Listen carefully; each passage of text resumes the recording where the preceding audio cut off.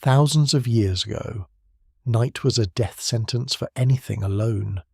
Beyond the firelight, predators moved through the darkness, and for the first time in human history, small groups of exhausted people began sleeping side by side, listening to each other breathe, hoping morning would come. That simple decision changed humanity forever, because before cities, before language fully formed, before civilization itself, humans survived the night together. Tonight, we follow the terrifying world of prehistoric darkness, the rise of fire, the fear of sleeping alone, and the ancient instincts that still live inside us today. Before we go deeper into the story, take a moment to like the video and subscribe to the channel if you enjoy mystery history, ancient civilizations, and long-form stories designed for sleep, relaxation, and deep curiosity. Now let the fire burn low and step into the first nights humans ever shared together. The darkness arrives fast on the ancient plain. One moment the land still carries the fading orange glow of evening, and the next the horizon collapses into blackness so complete that distance itself seems to disappear. There are no villages here, no walls, no doors that can close against the night. Wind moves through tall grass in long invisible waves, carrying smells that human beings thousands of generations later would barely recognize anymore. Wet earth, animal blood, rotting vegetation, predator musk, somewhere beyond the reach of sight. Heavy bodies move through brush, bones crack, something screams once and then stops. A small group of humans remains awake because sleep is dangerous. They do not yet fully understand the world around them. They cannot map the stars with precision. They cannot explain storms or disease or sudden death. But they understand one thing with terrible clarity. Darkness belongs to other creatures. The night is full of eyes better adapted than theirs, teeth sharper than theirs, and senses far older than anything human beings possess. Once sunlight vanishes, the balance of power changes immediately. For millions of years, early humans and their ancestors evolved in landscapes where nighttime survival was never guaranteed. Fossil evidence, tooth marks on ancient bones, and comparisons with modern predator behavior all suggest that prehistoric humans were frequently hunted themselves. In modern imagination, humans often appear as unstoppable prehistoric hunters striding confidently across dangerous terrain. The deeper reality is far less comfortable. For most of human existence, people were vulnerable animals trying not to die before morning. Some sleep alone at first. Individuals curl beside rocks or trees or shallow depressions in the earth, hoping concealment will matter more than comfort. Others climb into branches where large predators struggle to follow. Scholars still debate exactly how often early hominins slept in trees versus on the ground, and the evidence remains incomplete. But what survives in the record suggests that the transition from tree sleeping to ground sleeping may have been one of the most dangerous shifts in all of human evolution. Because trees provide safety, ground provides opportunity. The ground allows tools, fire, food sharing, social bonds, and eventually civilization itself. But the ground also exposes soft human bodies to everything waiting in darkness. Night after night, generation after generation, fear shapes behavior. Some individuals never wake again. A child rolls too far from shelter. A leopard drags away a sleeping adult. Hyenas circle campsites where meat scraps remain. Venomous insects creep through bedding made from grass and leaves. Ancient diseases spread through close contact with damp earth and contaminated water. Sleep itself becomes a risk calculation. And yet exhaustion always wins eventually. Humans are strange creatures because they must become helpless in order to survive. Sleep restores memory, repairs the body, regulates emotion, and preserves mental stability. But during sleep, human awareness collapses, muscles relax, reflexes slow, vision disappears entirely. Even today, modern people remain unusually vulnerable while asleep compared to many mammals that can rest in short bursts or remain partially alert. Early humans carried this weakness into some of the harshest environments on Earth. The silence of prehistoric nights was not truly silent either. It was crowded with information, crickets, distant calls, movement through leaves, cracking branches, sudden absences of sound. Ancient humans learned to interpret these noises with extraordinary sensitivity. Modern studies of hunter-gatherer groups show that people sleeping outdoors often wake repeatedly through the night, unconsciously monitoring environmental danger. What appears to modern urban populations as broken sleep may once have been a critical survival adaptation. Before we go deeper, take a moment to like the video and subscribe if this is the kind of history and mystery you enjoy. The oldest ancestors of humans probably inherited many sleeping behaviors from primates that still survive today. Chimpanzees build elevated sleeping nests each evening. Gorillas gather in groups for protection. Many primates avoid sleeping entirely isolated because isolation increases vulnerability.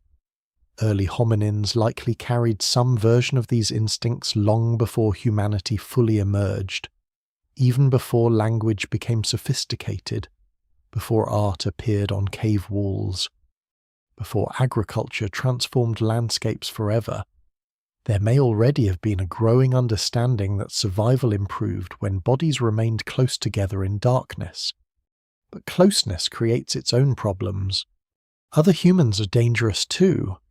A sleeping individual cannot defend food, mates, or possessions. Tension inside groups never fully disappears. Rivalries remain. Violence remains possible. Trust is fragile when survival hangs on tiny margins. Anthropologists studying recent small-scale societies have often noted how much social energy goes into managing nighttime arrangements, alliances, and protection. The roots of those tensions may stretch unimaginably deep into prehistory. Still, fear outside the group usually outweighs fear within it. Somewhere in East Africa, perhaps 2 million years ago, an exhausted band of Homo erectus settles near a rocky outcrop as temperature drops after sunset. Their bodies are already changing into something more recognizably human. Longer legs carry them across open ground. Their brains demand increasing calories. Children remain dependent for years. Cooperation becomes more necessary with every generation. They cannot survive entirely alone anymore. Solitary existence favors stronger predators. Human survival increasingly depends on social bonds. So bodies gather together. At first, the arrangement may be crude. Adults on the outside, children near the center, individuals closest to danger remain lightly asleep. Some wake suddenly at unfamiliar noises. Others nudge companions awake when fear spreads through the group.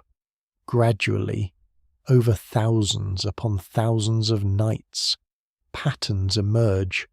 Sleeping together reduces heat loss. More ears detect danger.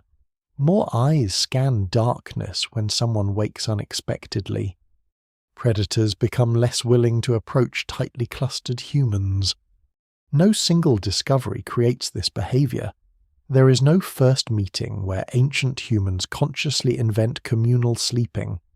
Instead, it emerges slowly from repetition, instinct, terror, and survival. Those who sleep entirely alone disappear more often from the genetic future. Those who remain near others survive slightly more frequently. Tiny advantages accumulate across immense spans of time. The landscape itself shapes these early sleeping arrangements. Open savannas expose sleepers to stalking predators from every direction. Dense forests conceal danger until the final seconds. Coastal regions bring storms and freezing winds. High altitudes punish exposed bodies during nighttime temperature drops. Archaeological evidence from ancient campsites suggests that even before permanent settlements existed, humans repeatedly searched for defensible sleeping locations, cave mouths, elevated ridges, areas with limited approaches, places where danger could at least be seen coming. And darkness always returned. The emotional weight of these nights is difficult to fully imagine now. Modern humans live surrounded by artificial light, insulated walls, locked doors, and climate control. Most people fall asleep without seriously considering predation. But prehistoric humans entered darkness carrying millions of years of evolutionary memory shaped by fear. The human brain remains deeply responsive to nighttime anxiety even now. Fear of unseen movement, fear of strange sounds in darkness, fear of sleeping alone. These reactions are ancient beyond comprehension. Even the structure of human sleep may preserve traces of this world. Some researchers believe prehistoric humans rarely slept in one uninterrupted block the way industrial societies encourage today.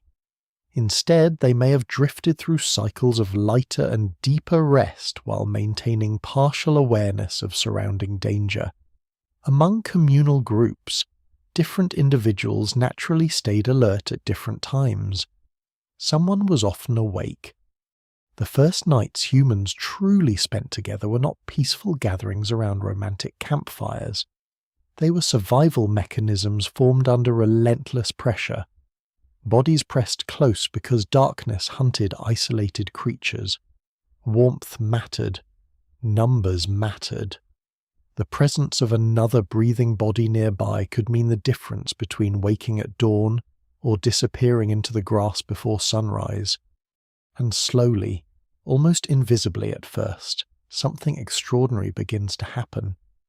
The night stops belonging entirely to predators. Long before cities existed, before temples rose from stone, before even the earliest myths were spoken beside fires, small groups of humans began changing the meaning of night itself. What starts as desperate proximity gradually becomes structure. Structure becomes habit. Habit becomes one of the deepest social instincts human beings will ever carry. The archaeological traces are faint because sleep leaves little behind. Ancient tools survive, bones survive, hearths survive, but sleeping arrangements vanish almost immediately after abandonment.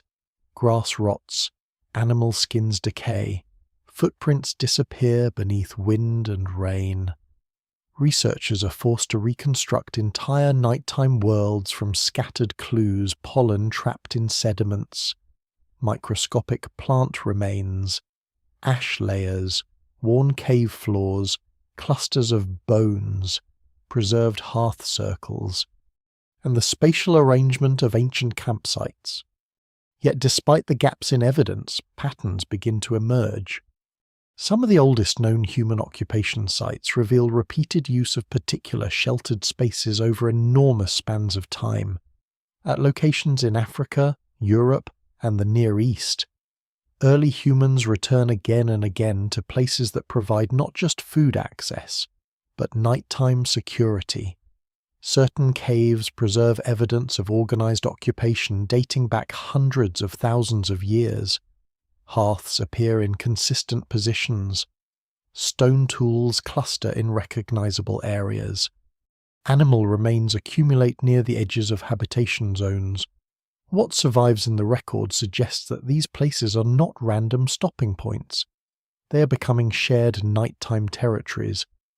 And the difference matters enormously. Sleeping alone forces constant vigilance. Sleeping in groups allows human attention to be divided. One person hears movement while another remains deeply asleep. One individual wakes briefly to add fuel to embers while children continue resting safely nearby. Human beings begin forming protective circles of awareness that no solitary individual could maintain for long. Scientists studying modern hunter-gatherer societies have noticed something remarkable about communal sleep. In many groups, people do not fall asleep simultaneously or wake simultaneously. Rest moves through the group like overlapping waves. Someone coughs. Someone shifts position. Someone rises to tend a fire or check the darkness beyond camp. Infants cry. Older adults wake more easily than younger ones. The result is that truly unguarded moments become surprisingly rare. Researchers sometimes call this the sentinel effect. Even without organized planning, communal sleep creates distributed nighttime security. In evolutionary terms, the advantage is enormous. A predator approaching a group camp has a far greater chance of detection than one approaching an isolated sleeper. Studies of modern animals show similar patterns among birds, primates, and grazing mammals. More bodies mean more senses monitoring danger. Humans simply push this principle further through cooperation and eventually culture. But early communal sleeping is not comfortable in the modern sense. There are no mattresses, no climate-controlled rooms, no separation from noise, smell, or bodily functions. Ancient camps are crowded places filled with smoke, dirt, parasites, dampness, and constant physical contact. Fleas and lice spread easily. Respiratory illness may move quickly through tightly packed groups. Scholars still debate how prehistoric humans balanced the protective benefits of communal sleeping against increased disease transmission, especially once populations grew larger.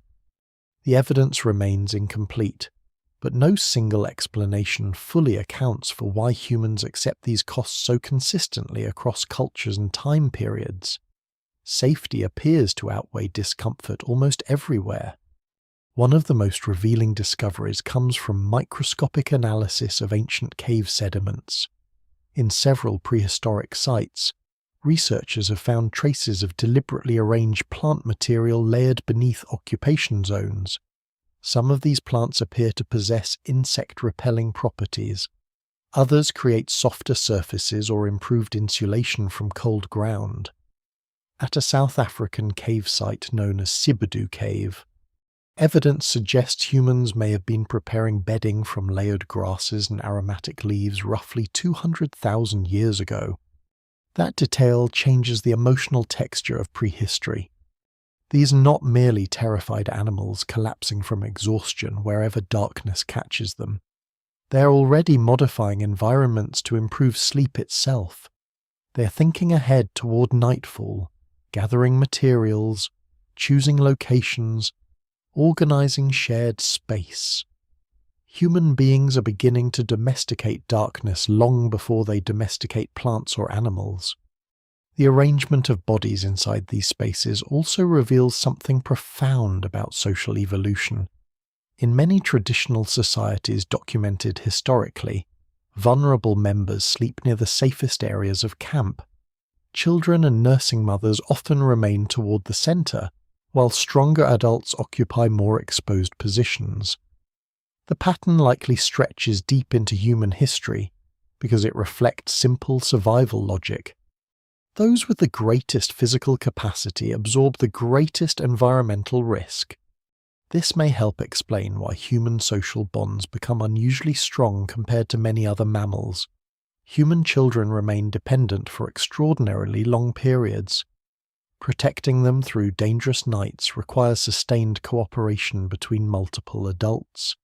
Shared sleeping spaces reinforce emotional attachment, mutual responsibility, and collective defense.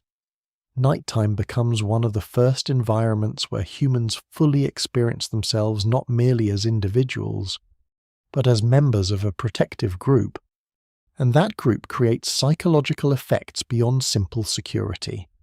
Modern neuroscience shows that human beings regulate stress partly through proximity to others. Heart rates synchronize, anxiety decreases in familiar social environments, physical closeness can reduce cortisol levels and improve emotional stability. Some researchers believe communal sleeping may have strengthened early human social cohesion by reinforcing feelings of safety during the most vulnerable hours of existence. Even now, many people sleep more easily beside trusted companions than entirely alone. Ancient instincts continue operating beneath modern life. Yet fear never fully disappears.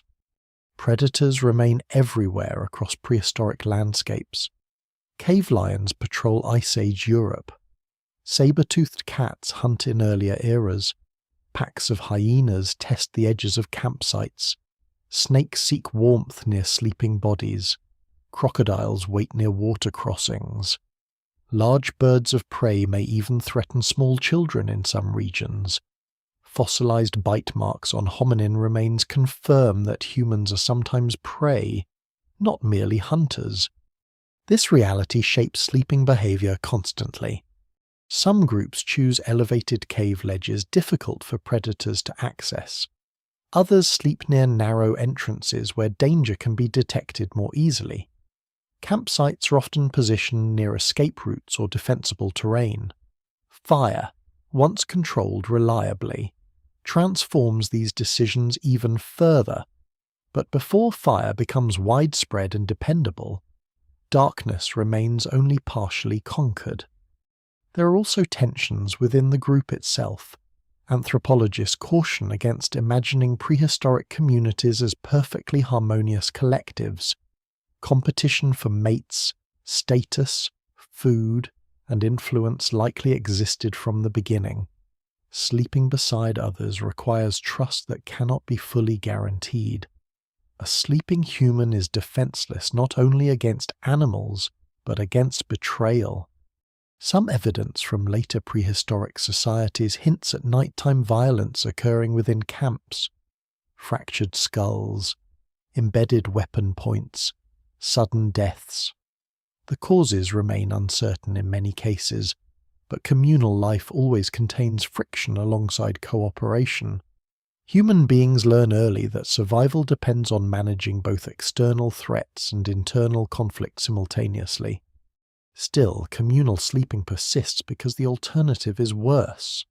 As generations pass, children grow up surrounded by the sounds of shared sleep, breathing, movement, murmured dreams, crackling embers, wind against stone.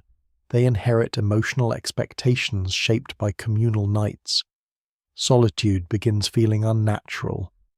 Human psychology adapts to group rest so deeply that complete nighttime isolation may trigger anxiety responses rooted in ancient evolutionary memory. The transformation spreads quietly across continents. Bands of early humans moving through Africa, Eurasia, and eventually beyond carry these sleeping behaviors with them. Temporary camps become recurring shelters. Repeated shelters become social anchors. The places where humans sleep start influencing migration patterns, territorial behavior, cooperation, parenting, and eventually the architecture of entire civilizations. Because once humans learn to survive the night together, they become capable of something entirely new. They can remain. The ancient night is not empty. It is crowded with hunters. Beyond the reach of firelight, eyes reflect faint moon glow from the grasslands. Massive cats move silently through reeds taller than a human body. Hyenas laugh in the distance with sounds that resemble madness more than animal calls. Insects emerge in dense clouds from stagnant water. Venomous creatures slip across warm stones, still holding heat from the vanished sun. Somewhere far away, another group of humans may also be awake, listening to the same darkness, with the same fear. For early humans, nighttime is not simply the absence of daylight, It is an environmental transformation. During the day, humans possess advantages that slowly make them formidable across prehistoric landscapes. Upright posture allows distant vision over tall grass. Endurance running exhausts prey in heat. Hands manipulate tools with growing precision. Social cooperation improves hunting efficiency. But after sunset, many of those advantages weaken dramatically.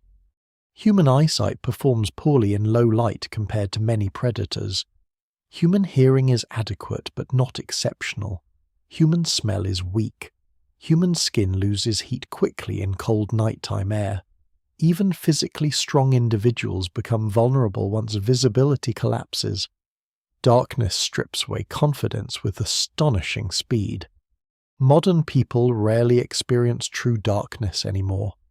Artificial light has erased it from most human environments, but in prehistoric landscapes untouched by electricity, moonless nights could become almost absolute.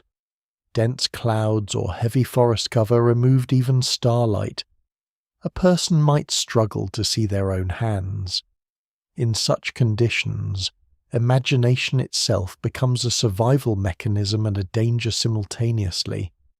The human brain evolved to detect threats in uncertain environments. When information is incomplete, the mind fills gaps aggressively. A shifting shadow may become a predator. A branch scraping stone may sound like approaching footsteps. Many scientists believe the human tendency toward nighttime anxiety, hypervigilance, and fear of unseen movement reflects evolutionary pressures carried across hundreds of thousands of years. In prehistoric camps, these instincts keep people alive. A sudden silence among insects can signal a nearby hunter. Birds erupting from trees may reveal movement in darkness. The distant alarm calls of grazing animals sometimes warn of predators approaching long before humans can detect them directly. Early humans likely become extraordinarily sensitive to environmental soundscapes. Sleeping lightly is not weakness. It is adaptation. This may explain why modern humans still wake so easily from unfamiliar noises while sleeping. Deep inside the nervous system, ancient survival programs remain active.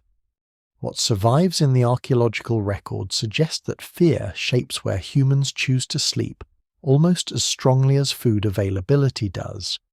Many prehistoric occupation sites share defensive characteristics.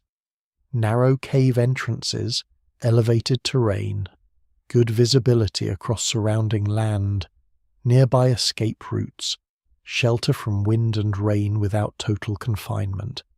Even temporary camps often appear strategically placed to reduce surprise attacks.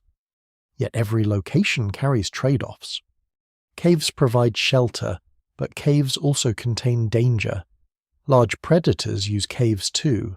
Cave bears, lions, hyenas, and humans compete repeatedly for the same protected spaces across Ice Age Eurasia. Archaeologists have uncovered evidence of alternating occupation layers where predators inhabit caves for periods before humans reclaim them again. Some caves preserve gnawed human bones mixed among animal remains, grim reminders that control over shelter is never permanent. Sleeping in open terrain avoids confined predator encounters, but exposes groups to weather and attack from every direction. Forests provide concealment yet limit visibility. Riverbanks offer water access but attract dangerous animals during nighttime hours. Human groups constantly balance competing threats. And weather itself can become lethal. Night temperatures in prehistoric environments often fall sharply after sunset, especially in dry regions or high altitudes.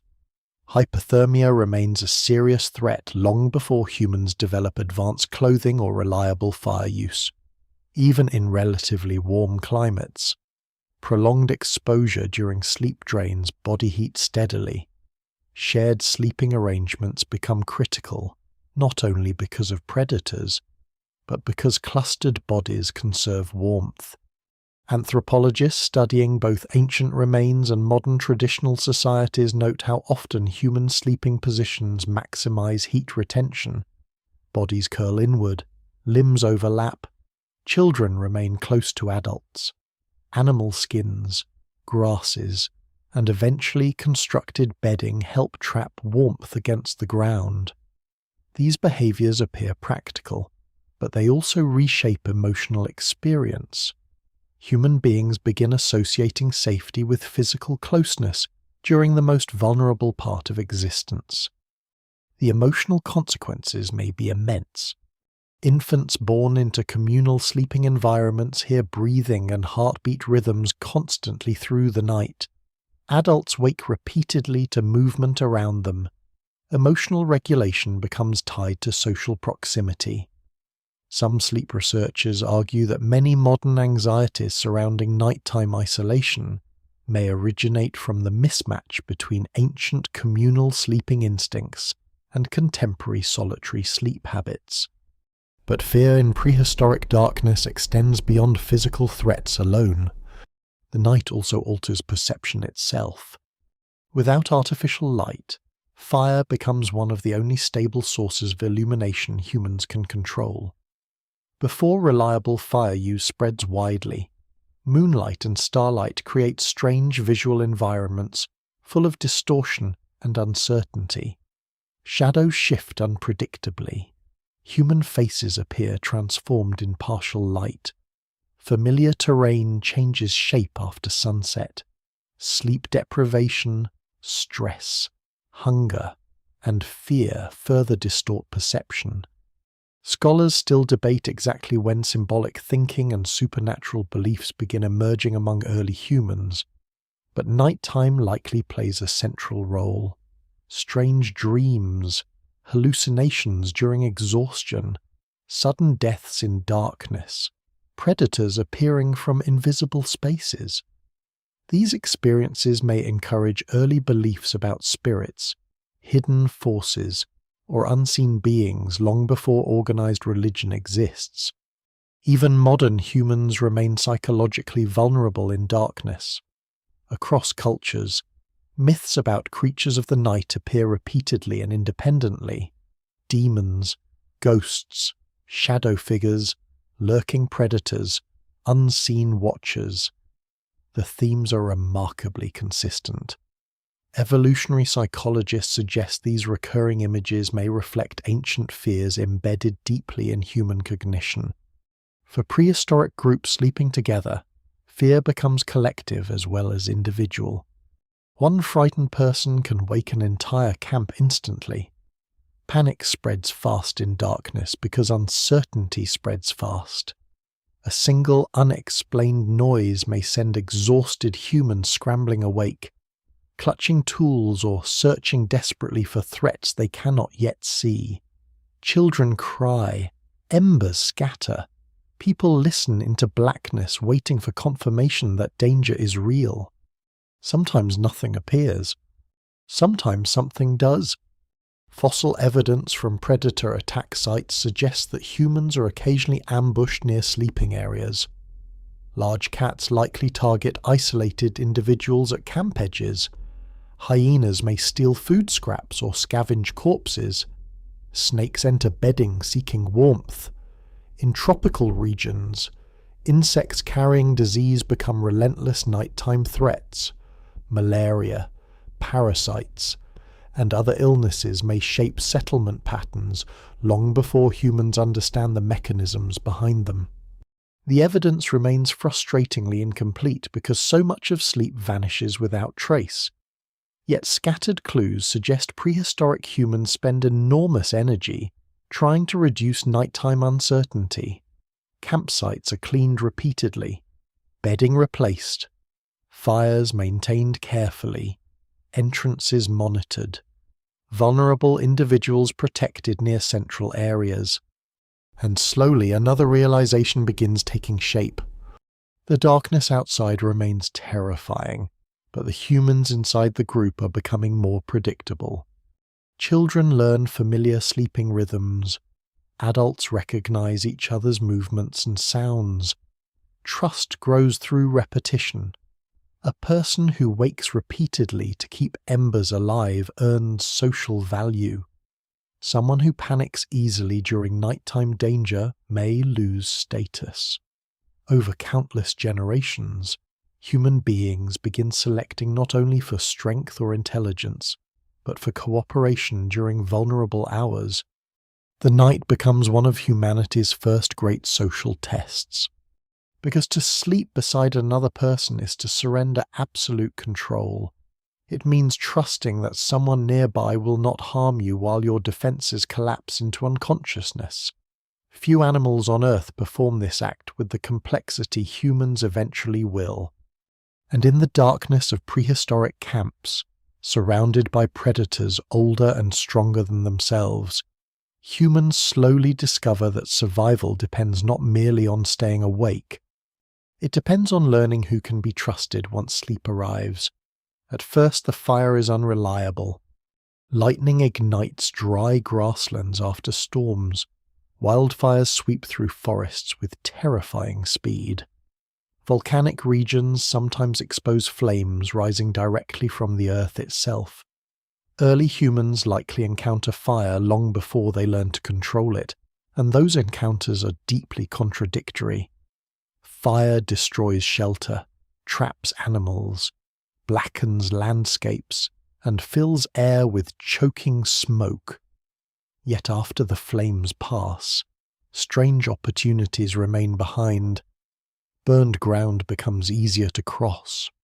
Roasted animals lie exposed among ashes. Predators retreat temporarily from scorched terrain. New plant growth eventually returns stronger in some regions.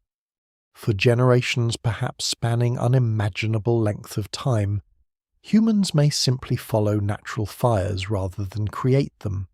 Some researchers believe early hominins preserved embers from lightning strikes and transported smouldering branches between camps long before mastering ignition itself.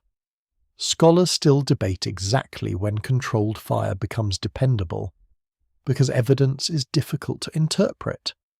Burned bones and ash deposits can emerge from natural processes as well as deliberate hearths. Yet somewhere deep in prehistoric time, a threshold is crossed. Humans stop merely encountering fire. They begin keeping it alive. The change transforms sleep more than almost any other development in early human existence. A controlled fire reshapes darkness immediately. Predators hesitate near flames. Insects retreat from smoke. Heat extends waking activity beyond sunset. Food becomes safer and easier to digest. Damp shelters dry more effectively. Human groups gain a stable point around which nighttime organization can form. The fire is not simply a tool. It becomes the center of social gravity itself. Archaeological evidence from sites associated with Homo erectus suggests controlled fire use may date back hundreds of thousands of years, though precise timelines remain contested.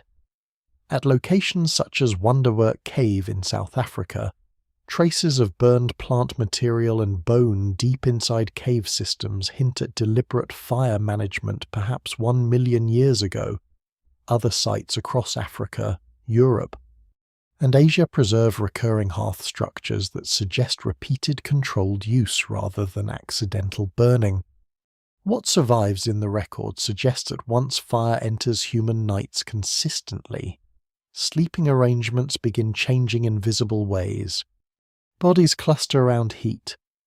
The outer edges of camps remain dangerous and cold, but near the fire a small island of safety forms against the darkness. Ash layers preserve circular patterns where repeated occupation centers on hearths. Stone tools accumulate nearby. Food waste gathers around living areas. Humans begin organizing nighttime space with greater permanence and predictability. The emotional effect may be impossible to overstate. For millions of years, darkness belongs almost entirely to predators. Suddenly humans possess a fragment of daylight they can carry into night. Flickering and unstable though it is, fire pushes back the boundaries of fear. Faces remain visible after sunset.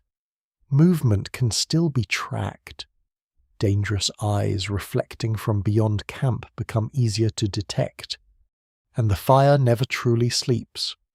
Even while most of the group rests, embers continue glowing softly through darkness. Someone wakes periodically to feed branches into the flames. The camp breathes around this central light source. Children sleep near warmth. Older adults settle close to smoke that helps repel insects.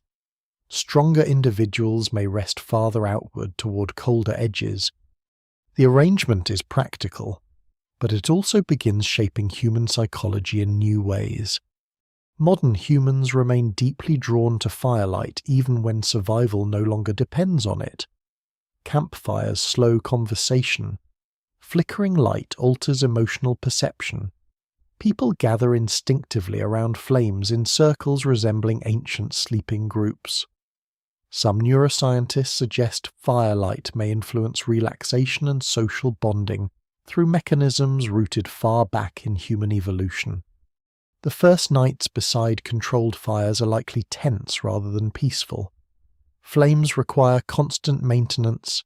Sparks threaten dry bedding. Smoke irritates lungs and eyes. Wind can extinguish embers unexpectedly. Fire escapes containment if neglected.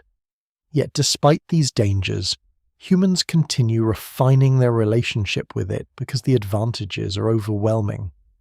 Predators fear fire in ways humans immediately recognize. Large carnivores accustomed to dominating darkness suddenly hesitate near campsites.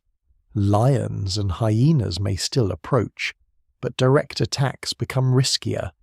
Firelight exposes movement and disrupts ambush behavior.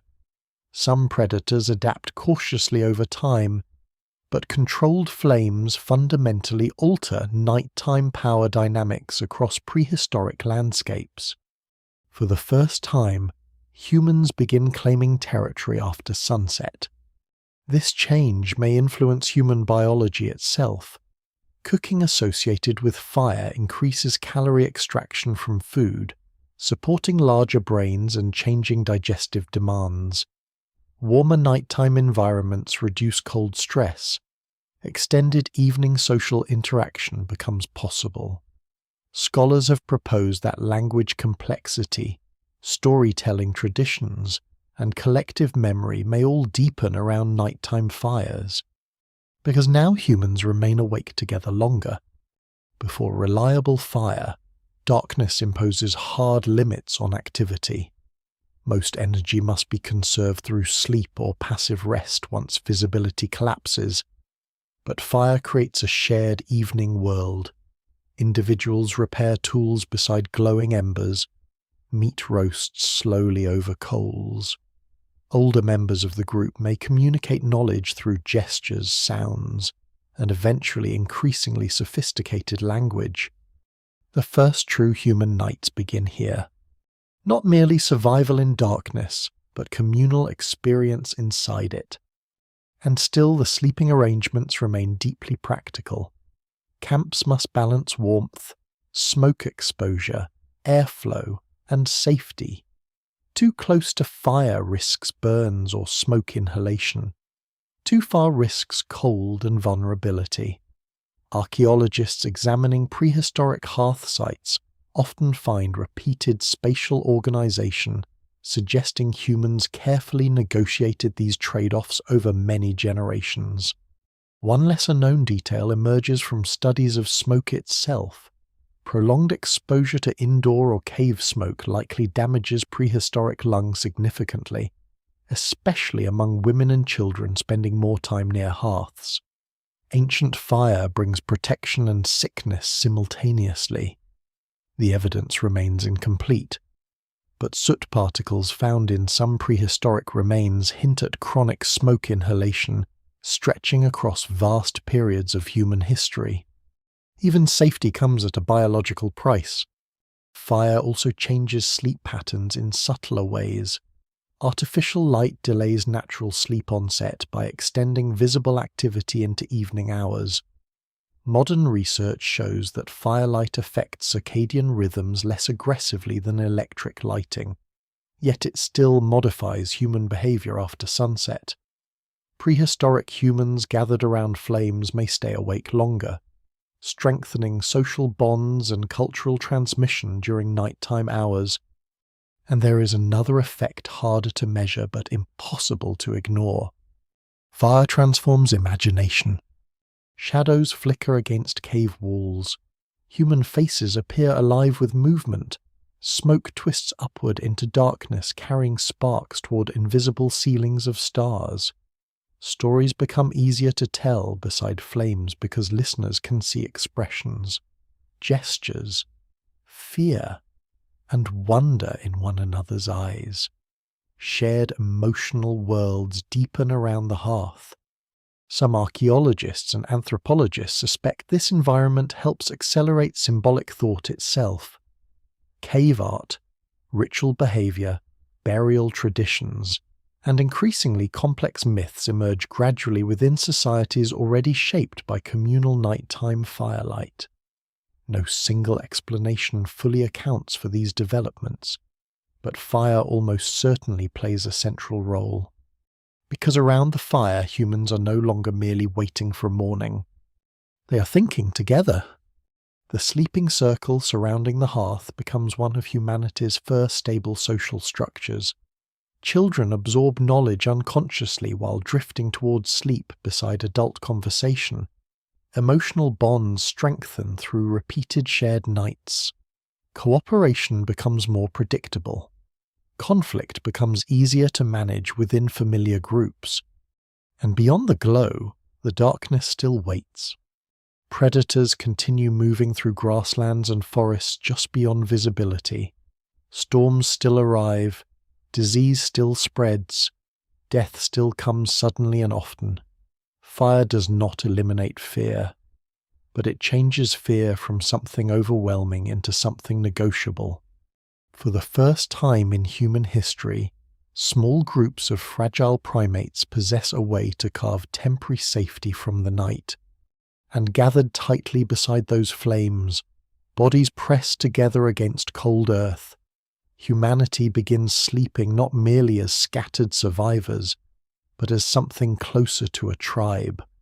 The cave breathes differently at night. During the day, sunlight reaches only partway inside before dissolving against stone. But after sunset, the darkness becomes complete beyond the fire's reach, swallowing depth and distance entirely. Smoke gathers beneath ceilings blackened by generations of flame. Moisture drips slowly from unseen cracks. Human bodies shift across bedding made from grass, fur, and leaves. Somewhere near the entrance, embers pulse softly red like living eyes. Outside, Ice Age winds move across frozen valleys where mammoths graze beneath pale moonlight. Inside, human beings begin creating something no other species on Earth has ever truly built before. A social night. By the time humans and their close relatives spread widely across Eurasia during the Ice Age, communal sleeping has become more than simple survival behavior. The caves and rock shelters of prehistoric Europe, Western Asia, and parts of Africa preserve evidence of increasingly organized nighttime life. Hearths are reused repeatedly in consistent locations. Certain chambers appear associated with food preparation. Others remain relatively clear, possibly reserved for sleeping or ritual behavior. What survives in the archaeological record suggests that ancient humans are beginning to divide space according to social meaning. And nowhere does this become more emotionally powerful than inside caves. Caves are strange environments for human minds. Even modern people often experience altered perception inside deep underground chambers. Sound behaves unpredictably. Darkness becomes absolute. Firelight distorts scale and movement. Echoes create the sensation of unseen presence. For prehistoric humans already living under constant pressure from predators, disease, cold, and death, caves may have felt both protective and unsettling at the same time, yet they return to them again and again. Some cave systems preserve evidence of human occupation across tens of thousands of years at sites in France, Spain, Croatia, Israel, and elsewhere. Ancient people repeatedly choose familiar shelters generation after generation. Children are born there. Adults die there. Fires are lit in nearly identical locations over immense spans of time. The sleeping group becomes tied not only to one another, but to specific places carrying memory. That memory begins reshaping human identity. A cave is more than shelter because it allows continuity. Temporary camps vanish quickly from landscapes, but caves endure. Marks left on walls remain visible for generations. Ash accumulates layer upon layer. Burial sites remain nearby. Human beings begin living among traces of previous occupants, including their own ancestors. The psychological effect may be profound. For the first time, people sleep surrounded not only by the living, but by the lingering presence of the dead. Some of the earliest known burials appear within caves or rock shelters connected to habitation zones. The reasons remain debated. Perhaps caves are simply practical protected spaces. Perhaps burial near living areas reflects emotional attachment. Or perhaps prehistoric humans already sensed something spiritually significant about underground darkness and enclosed stone. No single explanation fully accounts for the pattern. At sites associated with both Neanderthals and early modern humans, evidence suggests increasing care around death and nighttime space. Bodies are sometimes placed deliberately rather than abandoned. Grave goods occasionally appear. Red ochre may be scattered across remains. Scholars remain cautious because evidence is fragmentary, but what survives in the record hints at emotional worlds growing more complex around shared sleep, memory, and mortality. Because nighttime intensifies awareness of absence. A person who slept beside the group yesterday may not wake tomorrow. Illness arrives suddenly. Hunting injuries become infected. Winter starvation weakens entire communities. Predators still attack vulnerable individuals. In small prehistoric bands, every death alters the emotional structure of the sleeping group immediately. Empty spaces beside the fire are impossible to ignore.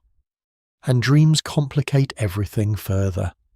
Modern sleep science confirms that vivid dreams often increase during periods of stress, irregular sleep, and emotionally intense environments. Prehistoric humans experience all three constantly. Dreams blur boundaries between memory and imagination. Dead individuals appear alive again during sleep. Strange visions emerge from exhaustion, fear, hunger, fever, or smoke inhalation inside enclosed caves. Many anthropologists suspect that communal sleeping environments amplify these experiences. People wake frightened from nightmares and immediately share emotional reactions with others nearby. Dream narratives spread through groups. Patterns repeat.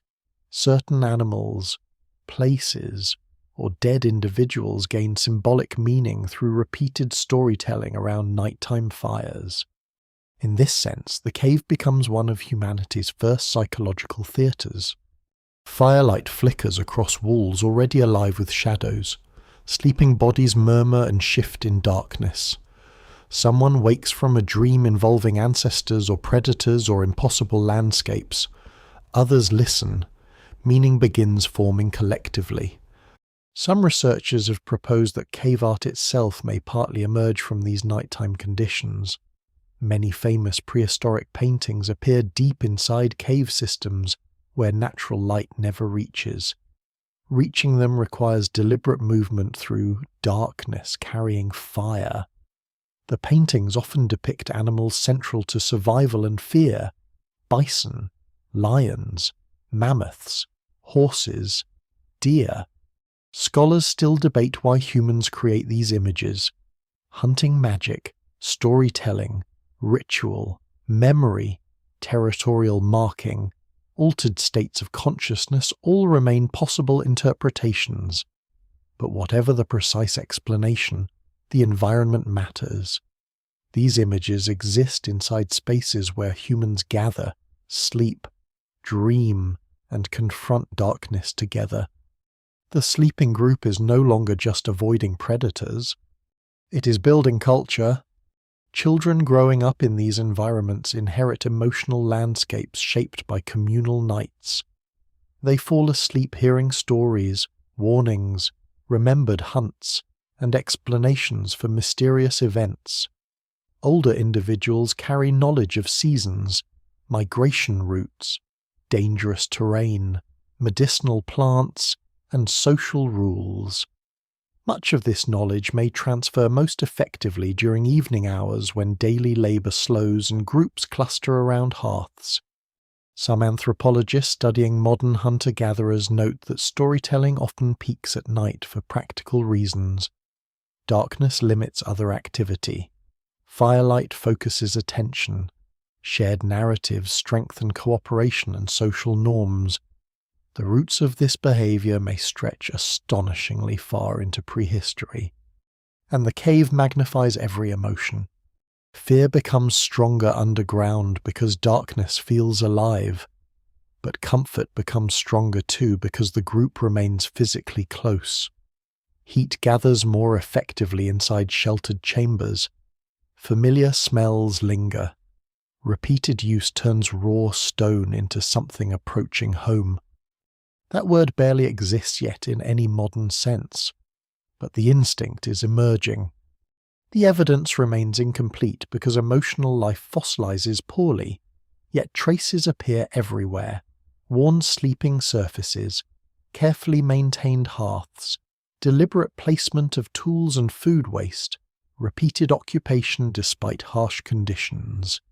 Humans are investing energy not merely in survival, but in maintaining shared nighttime worlds.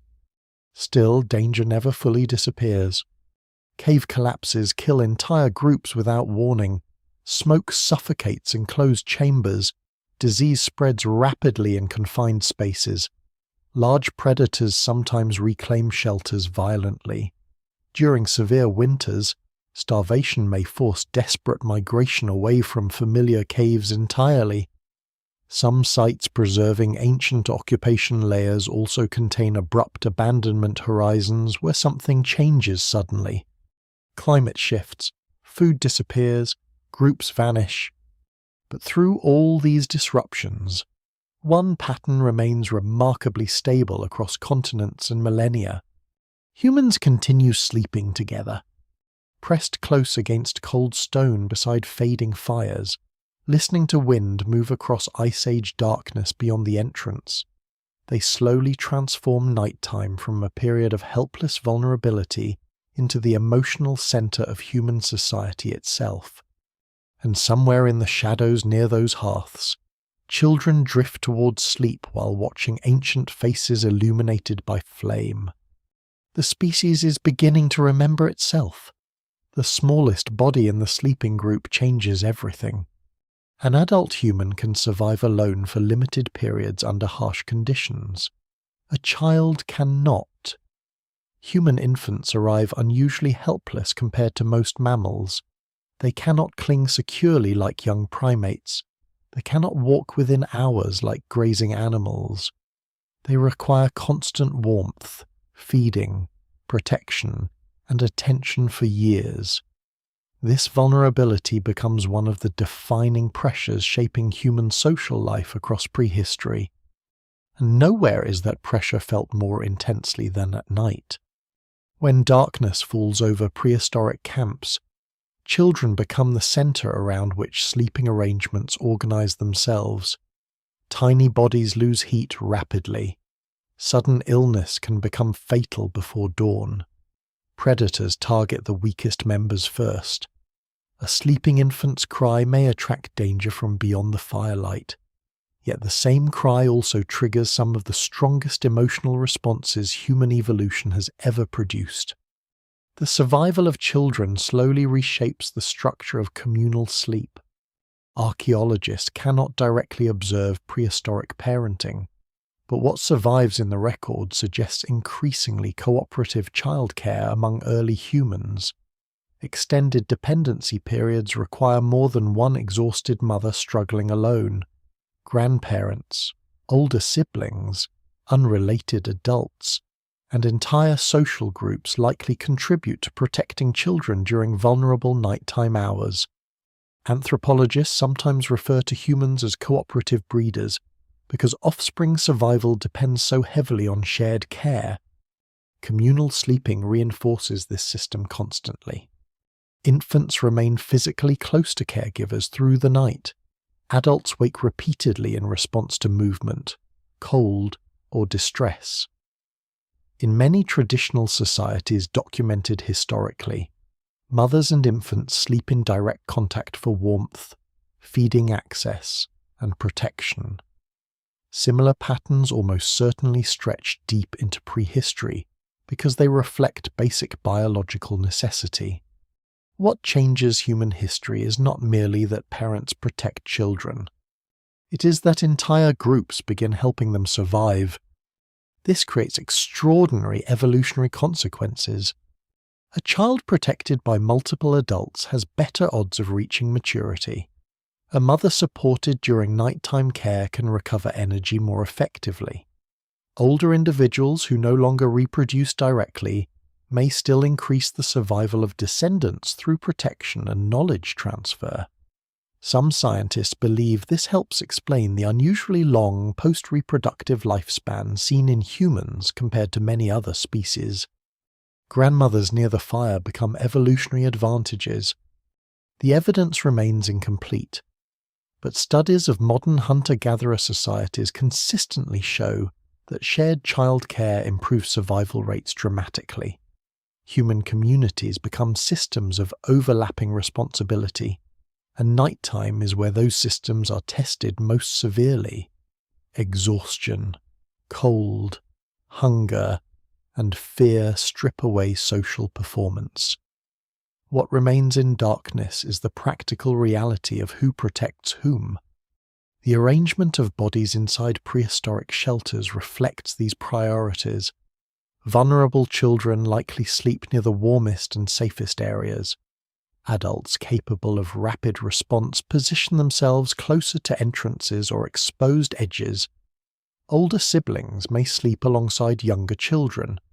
In freezing climates, entire families cluster tightly beneath shared coverings made from fur or woven plant material. Warmth itself becomes social. Researchers studying human thermoregulation note that shared sleeping reduces energy expenditure significantly. In Ice Age conditions where calories are scarce, conserving body heat can mean the difference between survival and death. Children especially benefit from clustered sleeping arrangements because their smaller bodies lose heat rapidly during cold nights.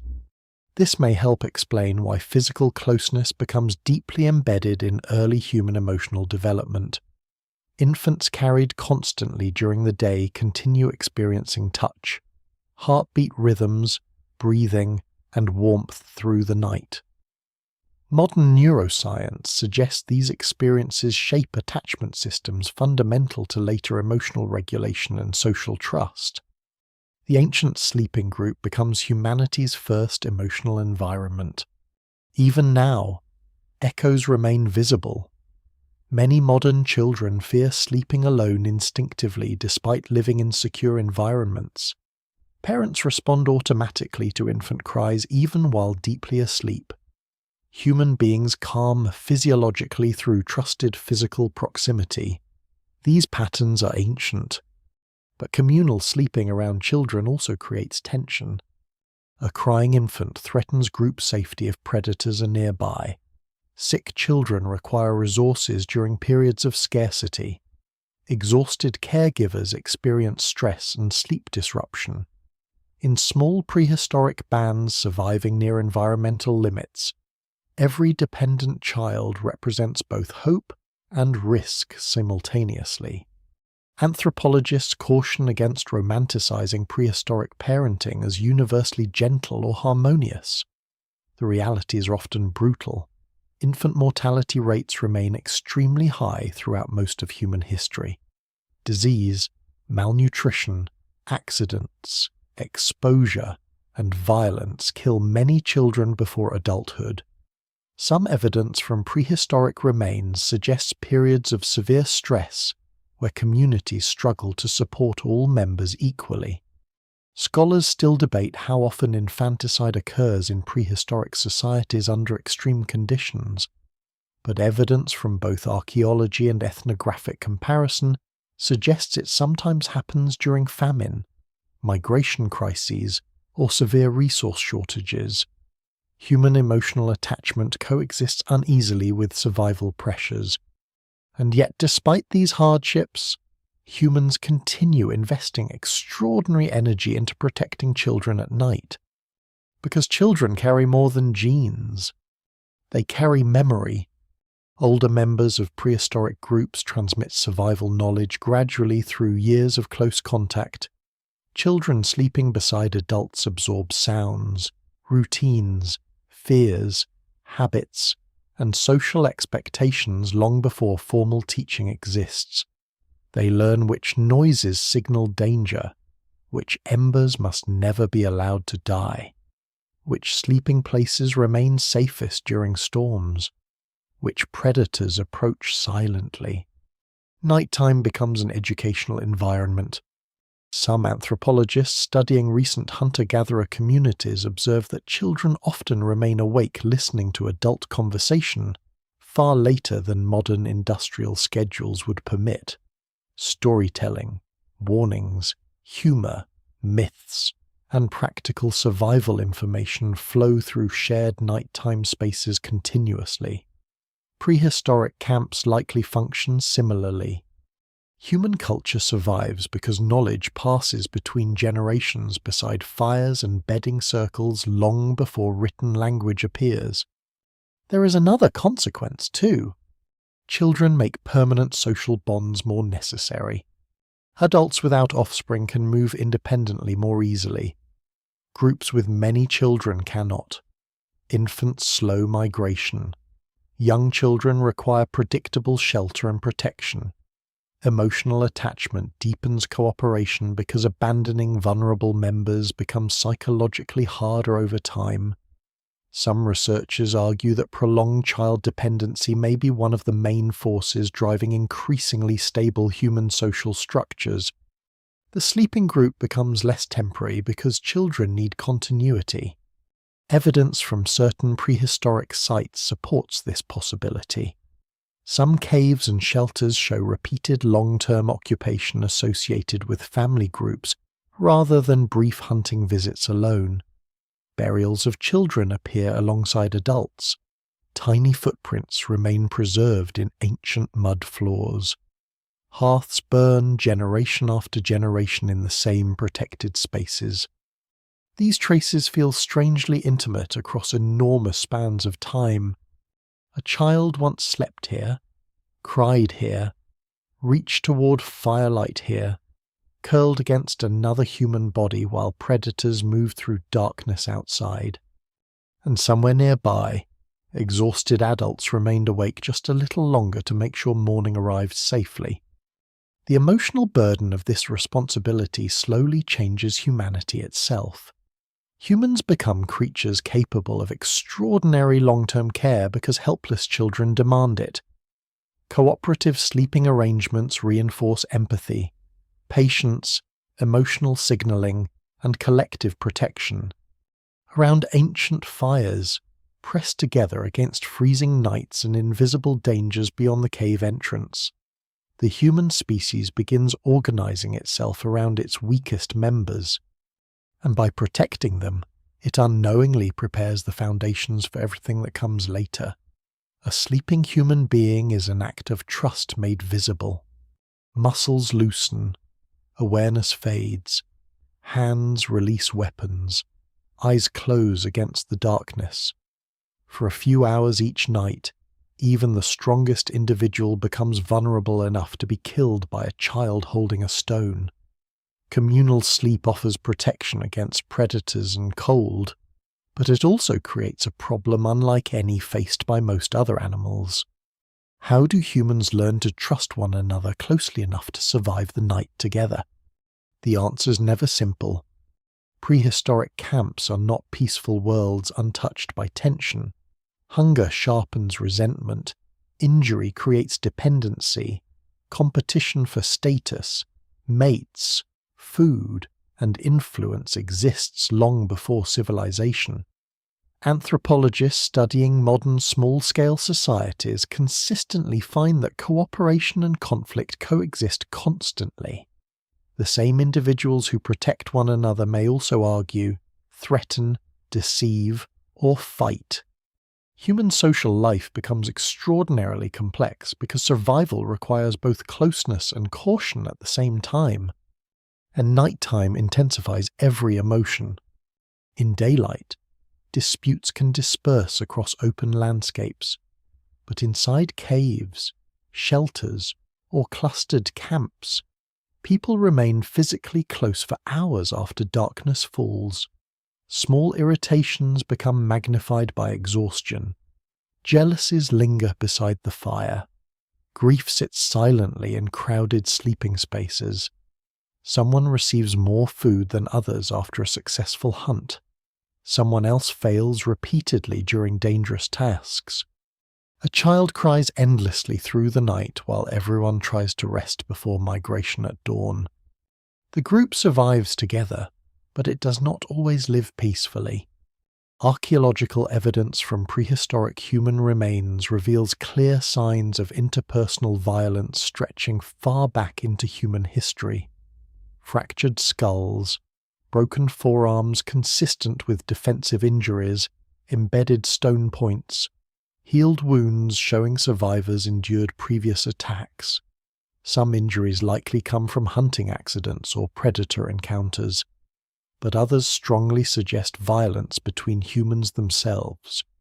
Scholars still debate how common lethal conflict was among prehistoric groups, because the evidence remains incomplete and difficult to interpret. Yet no serious researcher believes ancient communities exist without tension or aggression. Human cooperation evolves alongside human violence, not in its absence. This creates a profound nighttime dilemma. A person sleeping beside the group depends on others not to exploit vulnerability. Trust becomes one of humanity's most valuable survival resources, but trust is fragile and difficult to maintain. Groups that collapse into constant internal conflict weaken their ability to face external threats. Groups that develop stable social bonds survive more effectively across generations. Communal sleeping may help create those bonds through sheer repetition. Night after night, individuals learn one another's habits: who wakes easily, who reacts calmly during danger, who shares warmth willingly during freezing weather, who protects children instinctively, who panics, who steals, who remains dependable when exhaustion strips away social performance. Sleep exposes character in ways daylight activity cannot hide. Anthropologists studying communal societies often note how much importance traditional groups place on nighttime behavior. Reliability after dark matters because darkness remains humanity's most vulnerable state. Someone who repeatedly abandons duties, threatens others, or disrupts group safety may face exclusion or punishment. Social reputation forms partly through nighttime conduct, and exclusion is terrifying. To sleep entirely alone in prehistoric environments often means death. Human beings may therefore evolve unusually strong emotional sensitivity to rejection because group belonging directly affects survival. Modern neuroscience supports this possibility. Social isolation activates stress responses associated with physical danger. Loneliness literally hurts because, across most of human history, isolation is genuinely dangerous. The sleeping group becomes both protection and pressure. Individuals must regulate behavior carefully enough to remain accepted within communal life. Cooperation gains enormous evolutionary value. Empathy, negotiation, reconciliation, and emotional awareness become survival traits alongside physical strength or intelligence. Yet human beings are never perfectly cooperative creatures. Some of the oldest evidence for possible social hierarchy may emerge partly through sleeping arrangements themselves. Safer positions near central fires likely carry value. Stronger or higher status individuals may claim preferred locations. Mothers with infants require protected spaces. Elders possessing important knowledge may receive special treatment. Even within small groups, patterns of privilege and obligation begin forming around nighttime survival. The evidence remains fragmentary, but spatial organization inside prehistoric shelters often appears far from random. And then there is intimacy. Communal sleeping places human bodies in constant proximity. People hear one another breathing, coughing, dreaming, grieving, and making love. Privacy barely exists in any modern sense. Emotional lives unfold collectively. Relationships form and fracture within crowded shared spaces where little remains hidden for long. This closeness likely strengthens attachment but also increases social tension dramatically. Romantic jealousy, paternal uncertainty, favoritism towards certain children, rivalry between siblings or unrelated adults. All these dynamics probably shape prehistoric camps constantly. The emotional complexity of human communities expands as sleeping groups become more stable and interconnected. Some anthropologists believe gossip itself may evolve partly as a mechanism for managing these social pressures. In tightly bonded groups where trust determines survival, information about behavior becomes critically important. Who can be trusted beside the fire? Who protects others? Who threatens group stability? Human language may increasingly serve social monitoring functions during long nighttime hours around communal hearths. And still the darkness outside remains worse. This is the strange balance shaping human evolution.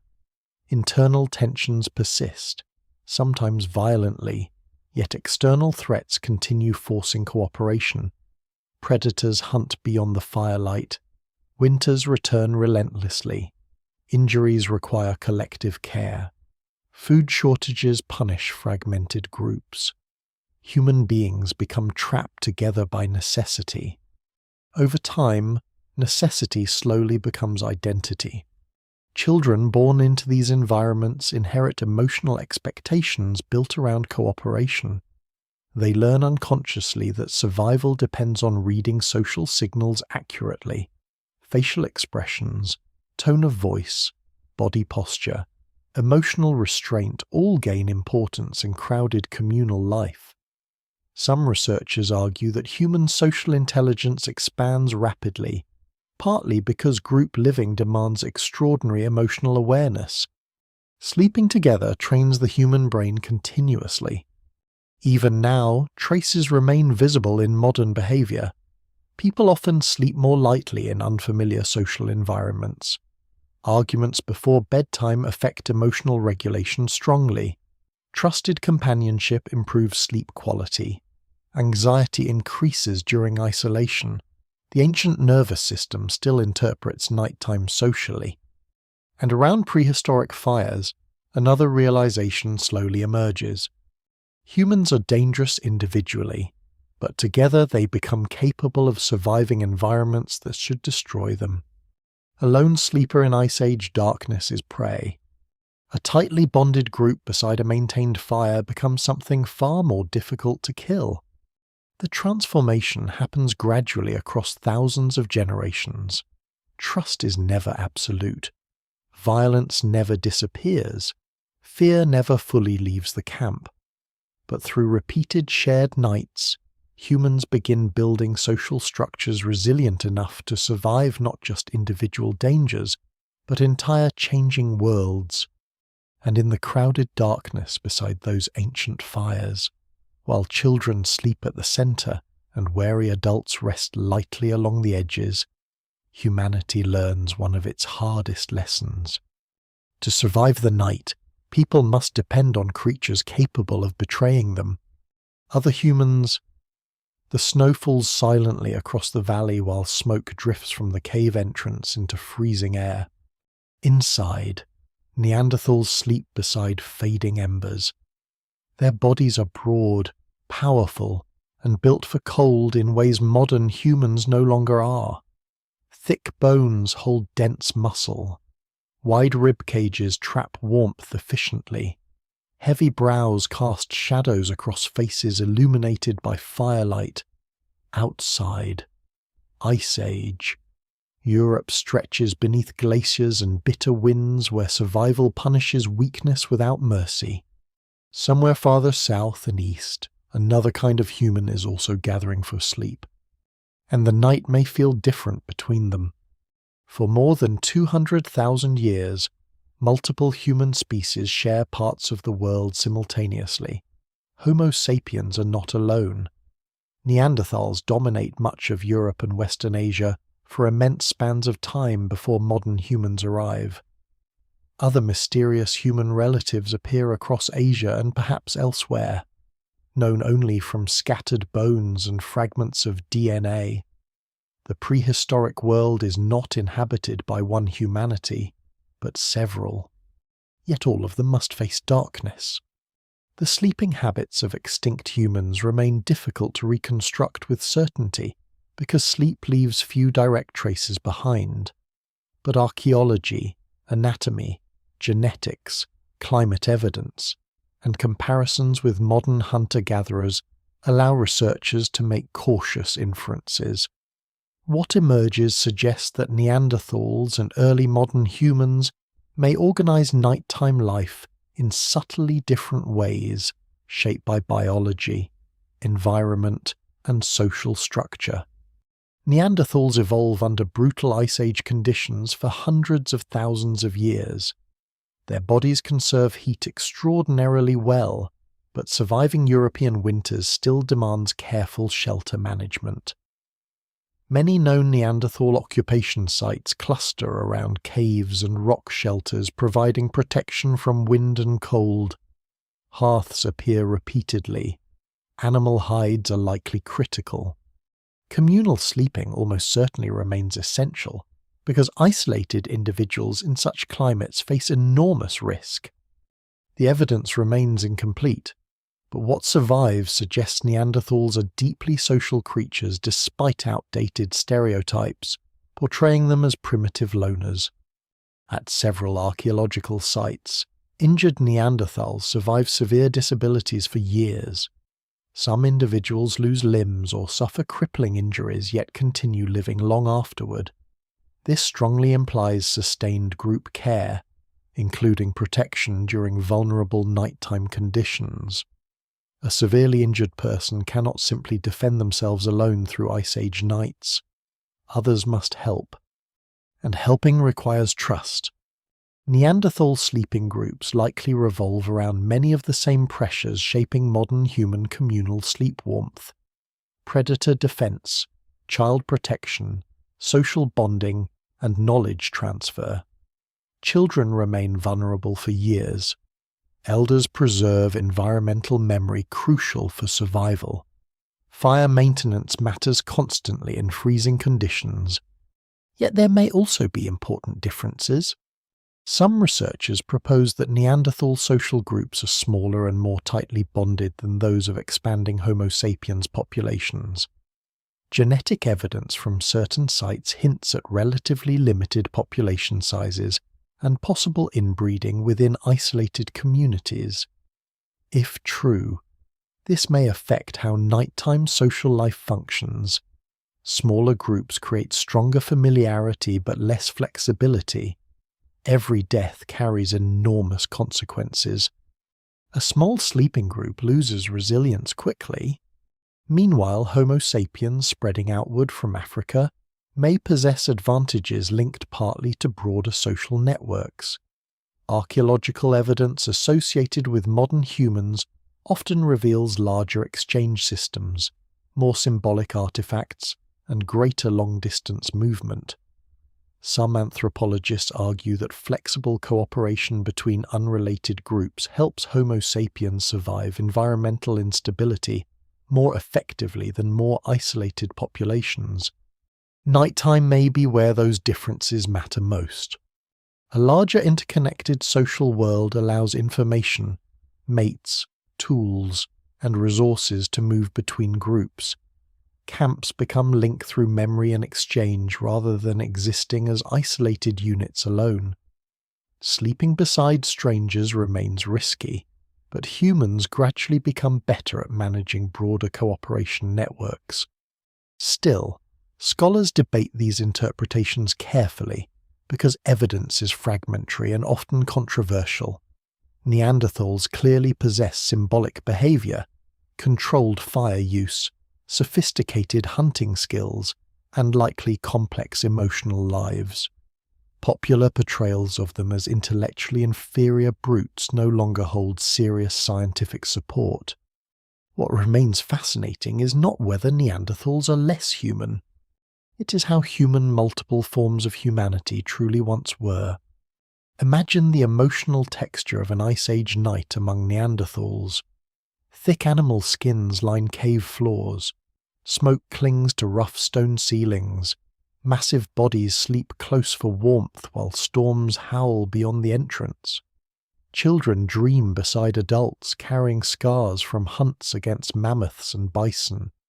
The group survives partly because every member understands the rhythms of shared nighttime existence intimately. Now imagine modern humans entering similar landscapes generations later. Their shelters may organize differently. Their social networks may stretch farther. Their symbols, ornaments, or stories may carry different meanings around the fire. Yet they too cluster together against darkness because the fundamental pressures remain unchanged.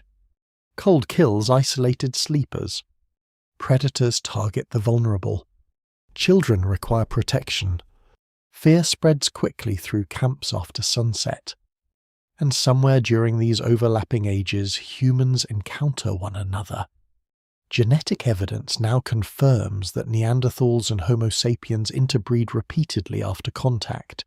Their worlds overlap for thousands of years. This means there are nights, somewhere lost entirely to history, when different kinds of humans likely sleep within hearing distance of each other's fires, perhaps sometimes peacefully, sometimes violently, perhaps cautiously observing unfamiliar behaviors through darkness. The emotional impact of such encounters is almost impossible to reconstruct. Would their sleeping arrangements seem recognizable to one another? Would children stare curiously at different faces lit by flames? Would both groups understand instinctively the shared vulnerability of sleep despite all other differences? No single explanation fully accounts for why Homo sapiens ultimately survive while Neanderthals disappear roughly 40,000 years ago. Climate instability, population size, social flexibility, disease, competition, and simple bad luck may all contribute. The debate remains one of the great unresolved questions of prehistory. But communal survival almost certainly lies near the center of the answer.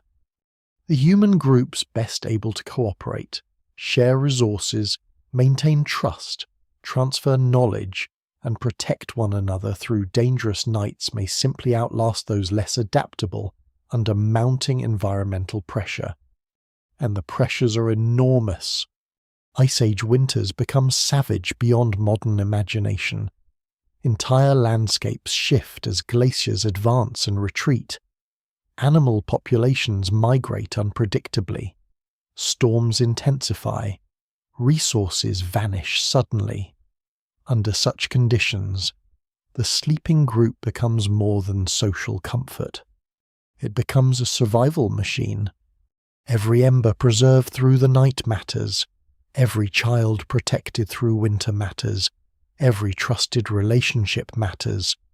Human evolution unfolds not only through dramatic hunts or migrations, but through countless freezing nights where exhausted people choose to remain together despite fear, tension, grief, and uncertainty. Neanderthals understand this. Modern humans understand this.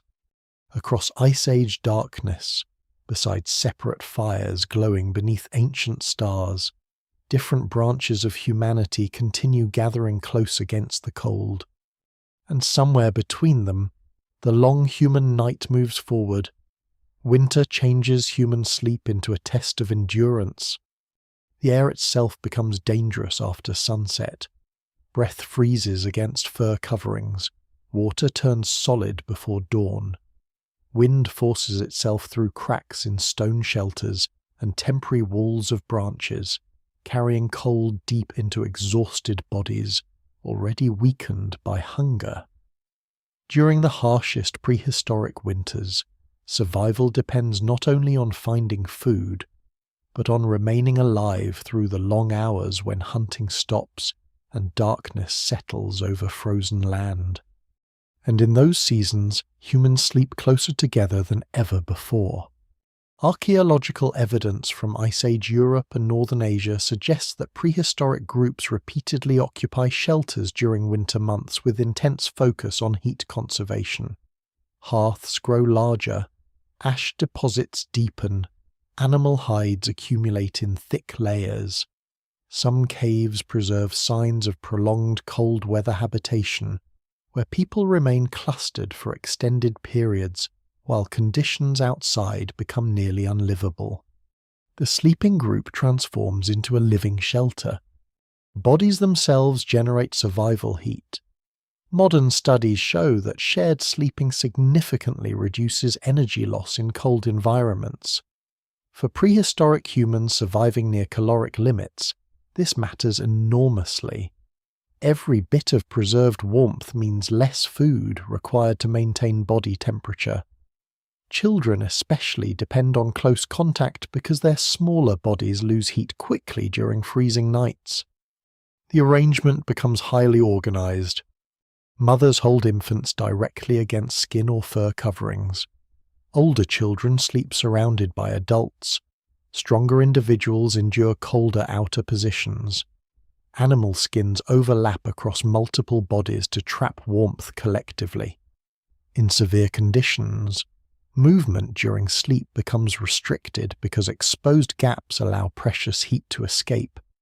Comfort matters less than survival. Some anthropologists studying traditional cold weather societies note that communal sleeping during winter often creates intense emotional interdependence. People wake repeatedly throughout the night to adjust coverings, feed fires, monitor children, or respond to storms. Sleep becomes fragmented but cooperative. The group survives because individuals continuously protect one another even while exhausted. The psychological effect of prolonged winter darkness may also shape human behavior deeply. In northern latitudes, prehistoric winters bring extraordinarily long nights. Firelight flickers for hours against cave walls while storms isolate groups from the wider landscape. Hunting opportunities shrink.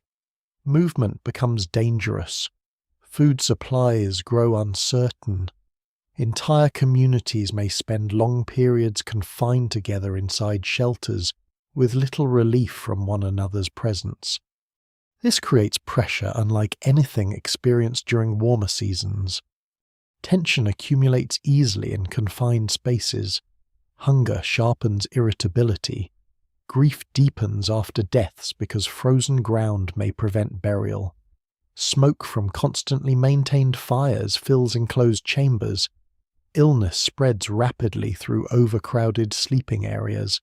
And outside, darkness stretches endlessly across frozen terrain where almost nothing survives alone. Yet winter may also strengthen social bonds in unexpected ways. Long nights create time, time for repairing tools beside embers, time for storytelling, time for teaching children survival knowledge impossible to learn quickly during constant migration. Some anthropologists believe harsh winters encourage more complex cultural transmission because groups spend extended periods gathered closely together with limited distractions beyond the fire. In these conditions, memory becomes critical. Elders who remember migration routes, seasonal patterns, animal behavior, medicinal plants, or dangerous terrain hold immense value during winter survival. Their presence within the sleeping group may improve collective odds dramatically. This helps explain why prehistoric communities sometimes care for older or injured individuals who can no longer hunt effectively. Knowledge keeps people alive through winter almost as much as physical strength does. And still, winter kills relentlessly. Paleopathological studies of prehistoric remains reveal signs of malnutrition, chronic stress, infections, and periods of severe hardship. During especially cold climatic phases, entire regions may become nearly uninhabitable. Archaeological layers sometimes show abrupt abandonment coinciding with environmental deterioration. Camps disappear. Fires go cold. Human occupation retreats southward or vanishes entirely. No single explanation fully accounts for how some groups survive while others disappear, but communal resilience almost certainly plays a major role. A tightly coordinated sleeping group conserves heat more efficiently, shares food more predictably, protects vulnerable members more effectively, maintains fires more reliably, transfers knowledge more successfully. The social structure formed around communal sleep becomes one of humanity's greatest survival adaptations. There are moments during these winters when survival narrows to astonishingly fragile margins. A fire extinguishes during a storm. A child develops fever. Game animals fail to appear. A shelter roof collapses beneath snow. One injury becomes infected, and suddenly the entire group stands close to catastrophe. Researchers studying prehistoric climate fluctuations note that Ice Age environments are not stable frozen worlds but highly unpredictable systems. Sudden cold snaps, changing migration routes, volcanic events, droughts, and ecosystem collapse repeatedly disrupt human populations. Survival requires flexibility under constant uncertainty. Night magnifies that uncertainty brutally. During daytime, movement offers possibility. Hunters search for food, groups relocate if necessary.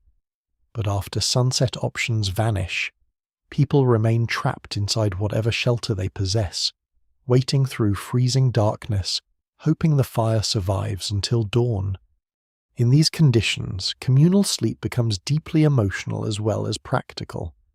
Children pressed beside parents hear the sounds of storms hammering against cave entrances. Adults lie awake listening to wind while counting dwindling food supplies mentally. Grieving individuals sleep beside empty spaces where loved ones rested weeks earlier. Fear remains constant but must be controlled because panic weakens group stability. And always the fire sits at the center. Some Ice Age shelters preserve astonishing accumulations of ash from repeated hearth maintenance across centuries or longer. These ancient fires are not temporary conveniences. They are lifelines maintained through unimaginable hardship. Entire sleeping arrangements orient themselves around preserving heat through the coldest hours before sunrise. The final hours before dawn are often the worst. Embers weaken. Temperatures fall further, exhaustion deepens, human bodies cool dangerously during prolonged sleep. Someone must wake repeatedly to feed branches into fading flames. The responsibility may rotate naturally among adults or settle informally upon lighter sleepers, older individuals, or those already awake caring for children. This pattern perhaps plants early roots of organized labor and collective duty. Because winter punishes selfishness quickly, an individual refusing to maintain fires or share coverings threatens everyone nearby. Cooperative behavior becomes not merely moral preference, but biological necessity. Over thousands of generations, these pressures shape human emotional systems toward extraordinary sensitivity to fairness, obligation, and mutual dependence. Even modern humans carry traces of this inheritance. People instinctively associate warmth with emotional closeness. Cold environments increase stress and isolation feelings psychologically. Shared shelter produces comfort beyond physical protection alone. Ancient winters remain alive inside the nervous system. And through those endless Ice Age nights, humanity slowly changes. Small bands of vulnerable primates become creatures capable of surviving landscapes no tropical ancestor should endure. They do it not through claws or thick fur or natural weapons, but through cooperation organized around fire, shelter, memory, and sleep. Outside the cave, snow buries the world in silence. Inside, beneath smoke-darkened stone, bodies remain packed tightly together around glowing embers while darkness presses against the entrance. Morning's still far away, but the group endures. At some point during the long human night, someone remains awake on purpose. Not from fear alone, not from illness or restless dreams or the cold forcing movement beside fading embers, but deliberately, consciously. One pair of eyes stays fixed on the darkness while the others sleep. The moment leaves almost no trace behind. There are no fossils for vigilance, no preserved evidence for listening carefully beside ancient fires while wind moves through grass outside camp.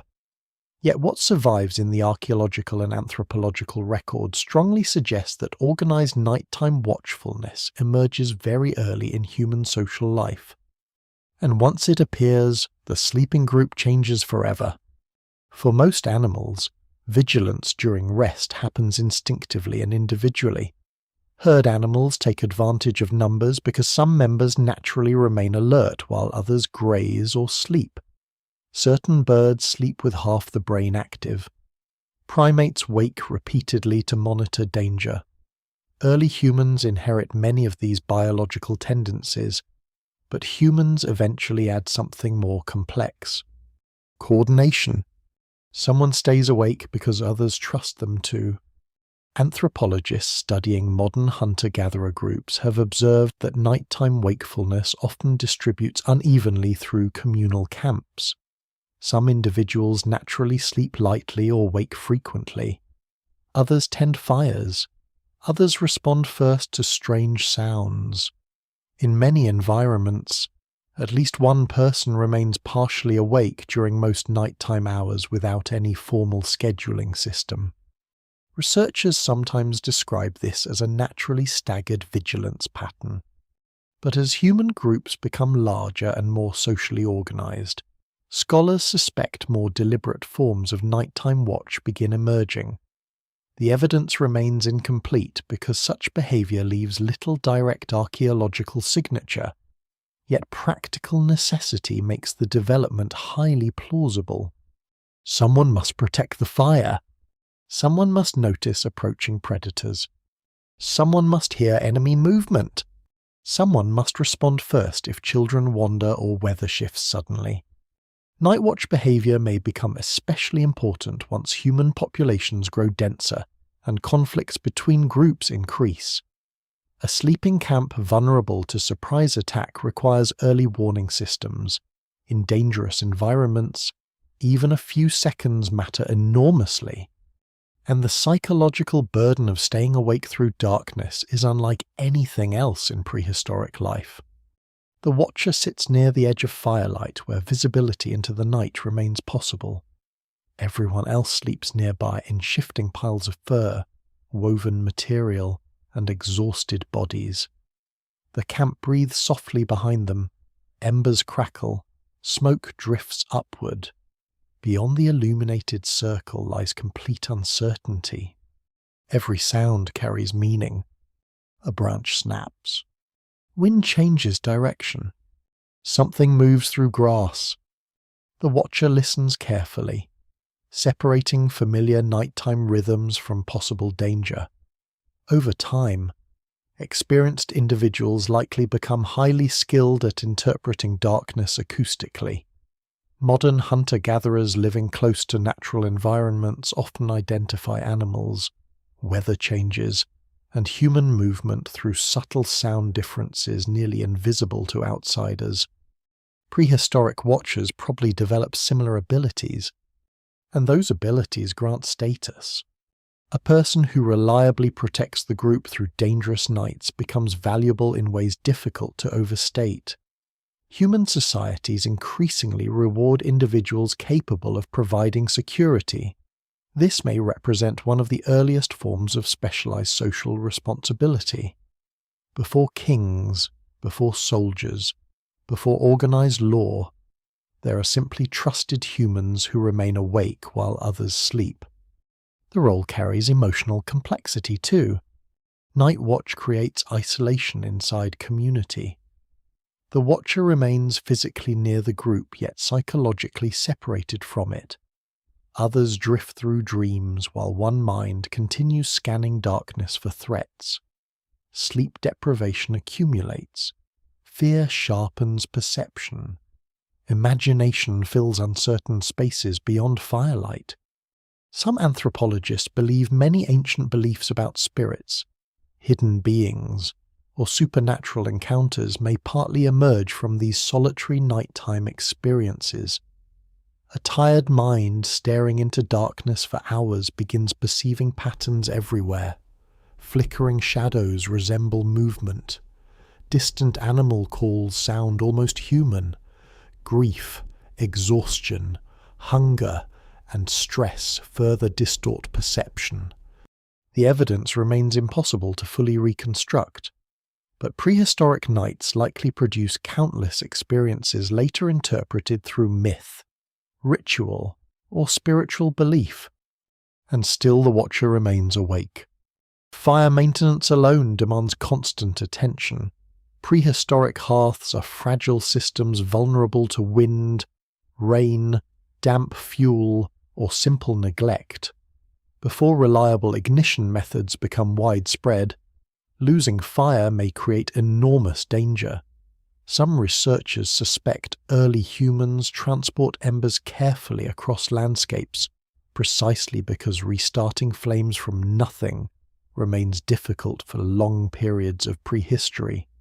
A sleeping camp without fire becomes exposed immediately. Cold deepens. Predators grow bolder. Darkness closes inward. So someone feeds branches into embers while others sleep. This repeated behavior slowly reinforces ideas of duty and mutual dependence. The watcher sacrifices rest temporarily because tomorrow someone else may do the same. Human cooperation becomes structured increasingly around delayed reciprocity. People endure short-term costs for long-term group survival. Night watch may therefore help strengthen one of humanity's most important psychological developments: trust in unseen effort. A sleeping person cannot directly observe whether the watcher performs responsibilities faithfully. They must believe protection continues even while unconscious. Societies eventually depend on this principle, constantly trust that others uphold invisible tasks sustaining collective survival. Its roots may begin beside prehistoric fires. There are dangers beyond predators too. Storms arriving during darkness threaten shelters and extinguish hearths. Floodwaters rise suddenly near river camps. Snow accumulation collapses temporary structures. Rival human groups approach silently. Children wander in confusion after waking unexpectedly. Sick individuals deteriorate rapidly during nighttime hours when help is hardest to organize. The watcher becomes the first responder to uncertainty itself. Some archaeological sites hint at increasingly planned settlement organization, that may support nighttime defense. Strategic placement of entrances, barriers, elevated sleeping areas, and clustered hearths suggest humans think carefully about nighttime vulnerability.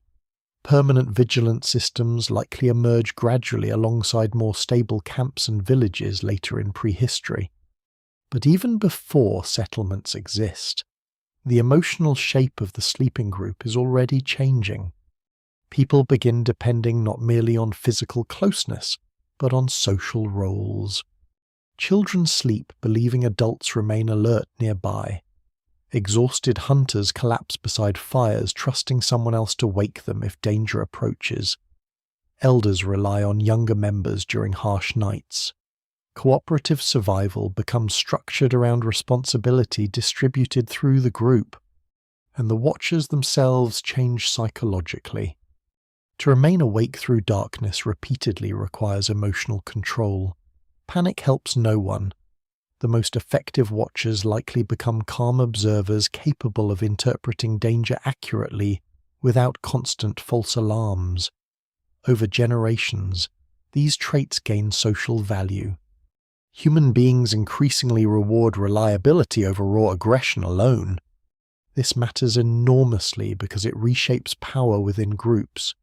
A reckless fighter may impress during hunts or conflict, but nighttime survival often favors patience, awareness, memory, and restraint. Civilization itself will eventually depend on such qualities. All of it begins quietly beside sleeping fires. The watcher stares outward into darkness while the group rests behind them. Beyond the light, predators still move through ancient landscapes, storms still gather, other humans still wander unseen across valleys and forests. The world remains dangerous beyond comprehension. But inside the fragile circle of firelight, trust now extends through unconsciousness itself. And somewhere deep in prehistory, while one tired human keeps watch beneath cold stars, humanity takes another step toward becoming something no longer ruled entirely by fear of the dark. The night changes once humans stop moving. For hundreds of thousands of years, most human sleeping places are temporary. A cave occupied for several days, a shelter abandoned after migrating herds disappear, a riverside camp left behind once water levels shift or resources decline.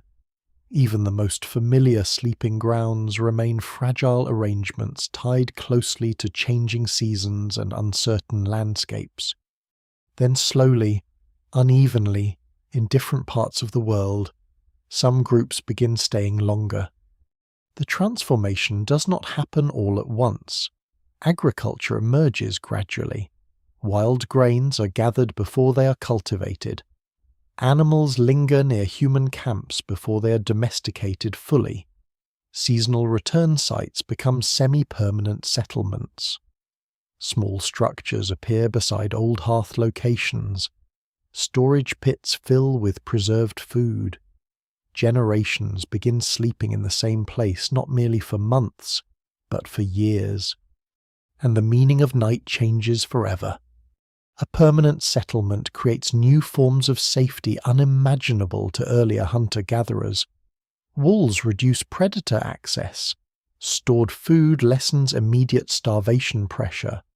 Multiple families sleeping nearby increase collective security. Fires become easier to maintain consistently. Children grow up in stable environments where sleeping spaces remain familiar over long periods. But permanence also creates entirely new dangers. Crowded villages attract disease. Waste accumulates. Rodents move into stored grain supplies, carrying parasites and infection. Conflicts over territory intensify because settlements cannot relocate easily. Social hierarchies become more rigid once resources accumulate unevenly. Human beings gain stability while simultaneously trapping themselves inside increasingly complex systems of obligation and tension. The sleeping group expands into the sleeping community. Archaeological evidence from some of the earliest known settlements reveals striking changes in nighttime organization. At sites such as Çatalhöyük in ancient Anatolia, houses cluster tightly together with shared walls and rooftop access routes. Families sleep, cook, eat, work, and bury their dead within interconnected structures. Some homes contain multiple burials beneath sleeping platforms themselves. The dead remain physically beneath the sleeping living. This detail feels deeply ancient despite the growing complexity of settlement life. Humans carry old emotional patterns into new architectural worlds.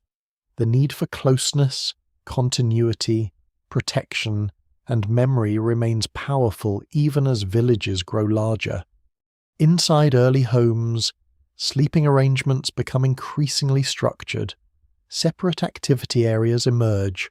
Hearth locations stabilize permanently. Raised sleeping platforms appear in some regions. Animal skins, woven mats, and eventually textiles improve comfort gradually. Yet privacy remains limited by modern standards. Entire families often sleep together within single enclosed spaces, and outside, the village never truly sleeps. Dogs bark at movement beyond settlement edges. Fires glow from neighbouring homes. Infants cry through thin walls of mud brick or woven material. Night watch systems become more organised because protecting stored food and permanent property matters enormously now. Human beings are no longer merely defending themselves. They are defending place. This emotional shift may be one of the most important changes in human history. Nomadic groups carry attachment primarily through people and memory. Settled communities attach identity to location itself. The village becomes home in a permanent sense. Ancestors are buried nearby. Children inherit sleeping spaces from previous generations. Rituals organize around fixed landmarks. Human beings begin experiencing the night within constructed environments designed specifically for communal life.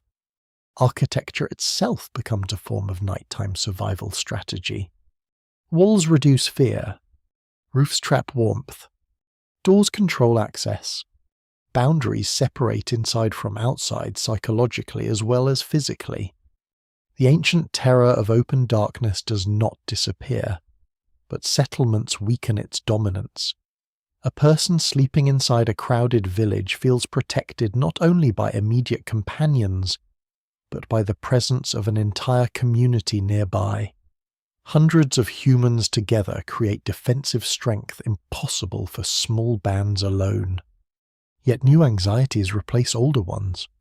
In tightly packed settlements, humans now fear theft, social surveillance, political violence, and disease spreading invisibly through crowded populations. Sleep becomes vulnerable to human systems as much as natural dangers. Neighbours overhear arguments. Hierarchies shape access to safer or more comfortable sleeping spaces. Social inequality begins entering the night itself. Some houses are warmer than others. Some families eat more reliably than others. Some children survive winter more easily than others.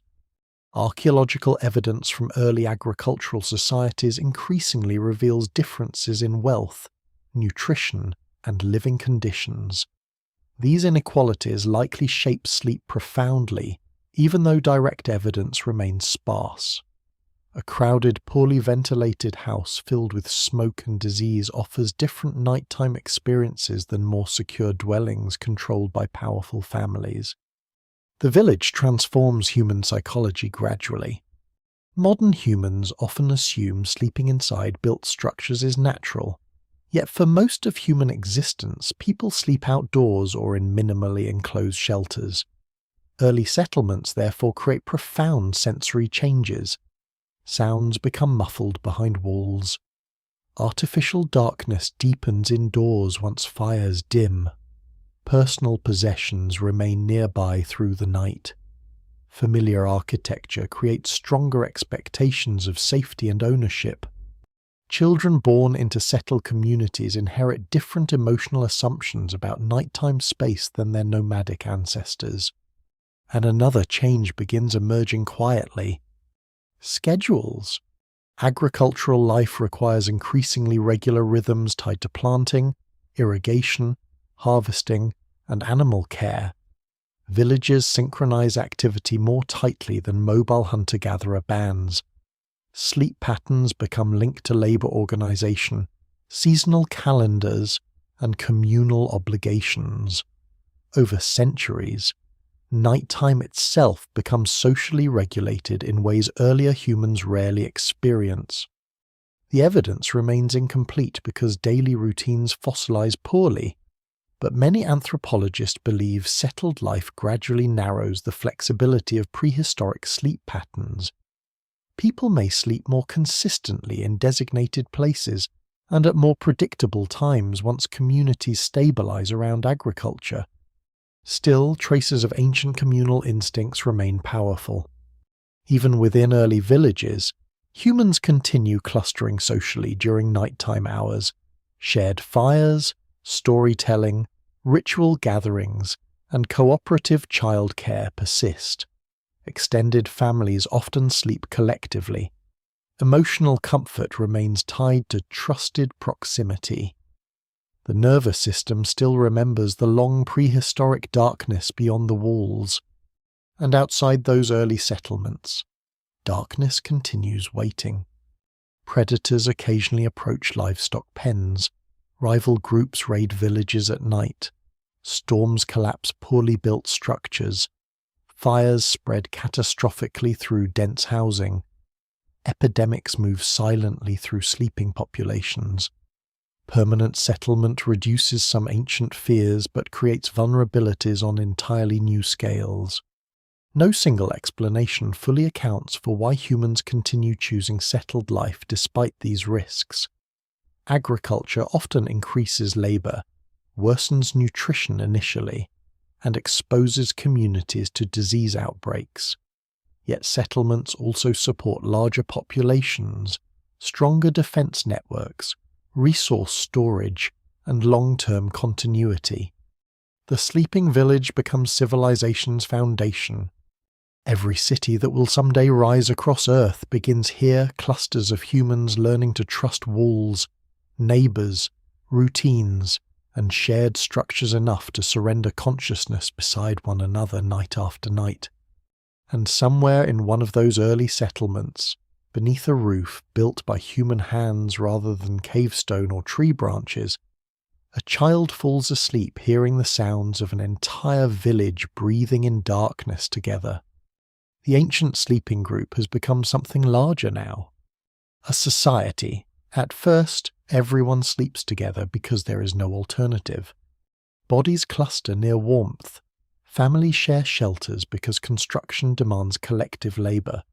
Children remain beside parents because predators, illness, and cold still threaten constantly. Privacy, in any modern sense, barely exists across most of human history. Human beings eat together, work together, mourn together, and sleep within arm's reach of one another for countless generations.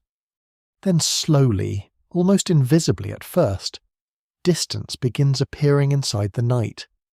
A woven divider separates one sleeping area from another.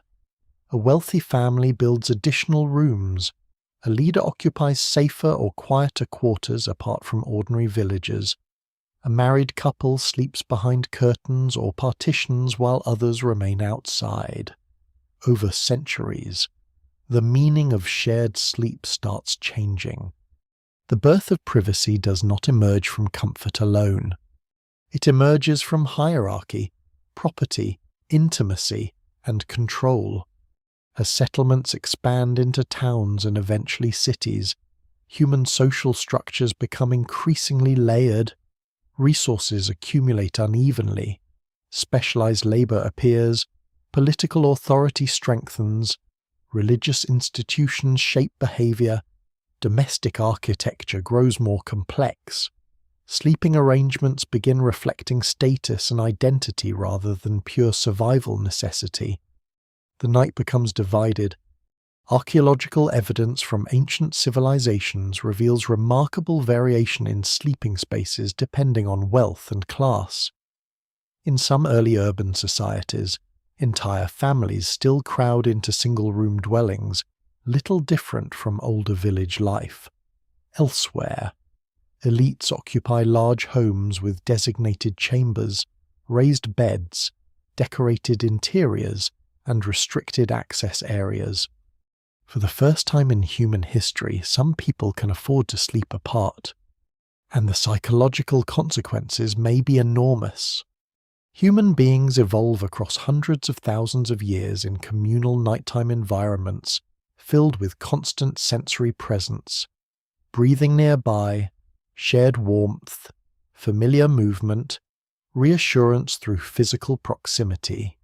The emergence of solitary or semi-private sleeping spaces therefore represents not merely an architectural change, but a radical alteration in emotional experience. Yet people desire it, or at least some do. Privacy offers advantages impossible within crowded communal life. Couples gain intimacy shielded from constant social observation. Wealthy individuals protect possessions more securely. Leaders separate themselves physically from lower status members of society. Sleep itself may become deeper or more stable in quieter, controlled environments. But separation also introduces new forms of anxiety. The isolated sleeper loses the emotional security of constant group presence. Strange noises become harder to interpret alone. Illness or attack may go unnoticed. Loneliness emerges more sharply in separated spaces. Even today, many people experience discomfort sleeping alone despite modern physical safety. Ancient instincts continue resisting isolation long after society begins normalizing it. The evidence remains incomplete because emotional responses rarely survive archaeologically, yet clues appear repeatedly across history. Shared sleeping persists among ordinary populations far longer than elite architectural ideals suggest. Servants sleep near masters. Entire households remain crowded together. Inns pack travellers into communal rooms. Military groups sleep collectively for protection and discipline. Monasteries organize rows of sleepers beneath shared roofs. Communal sleep never fully disappears. Instead, societies begin layering privacy unevenly across populations. Some of the earliest written records hint at these changing attitudes.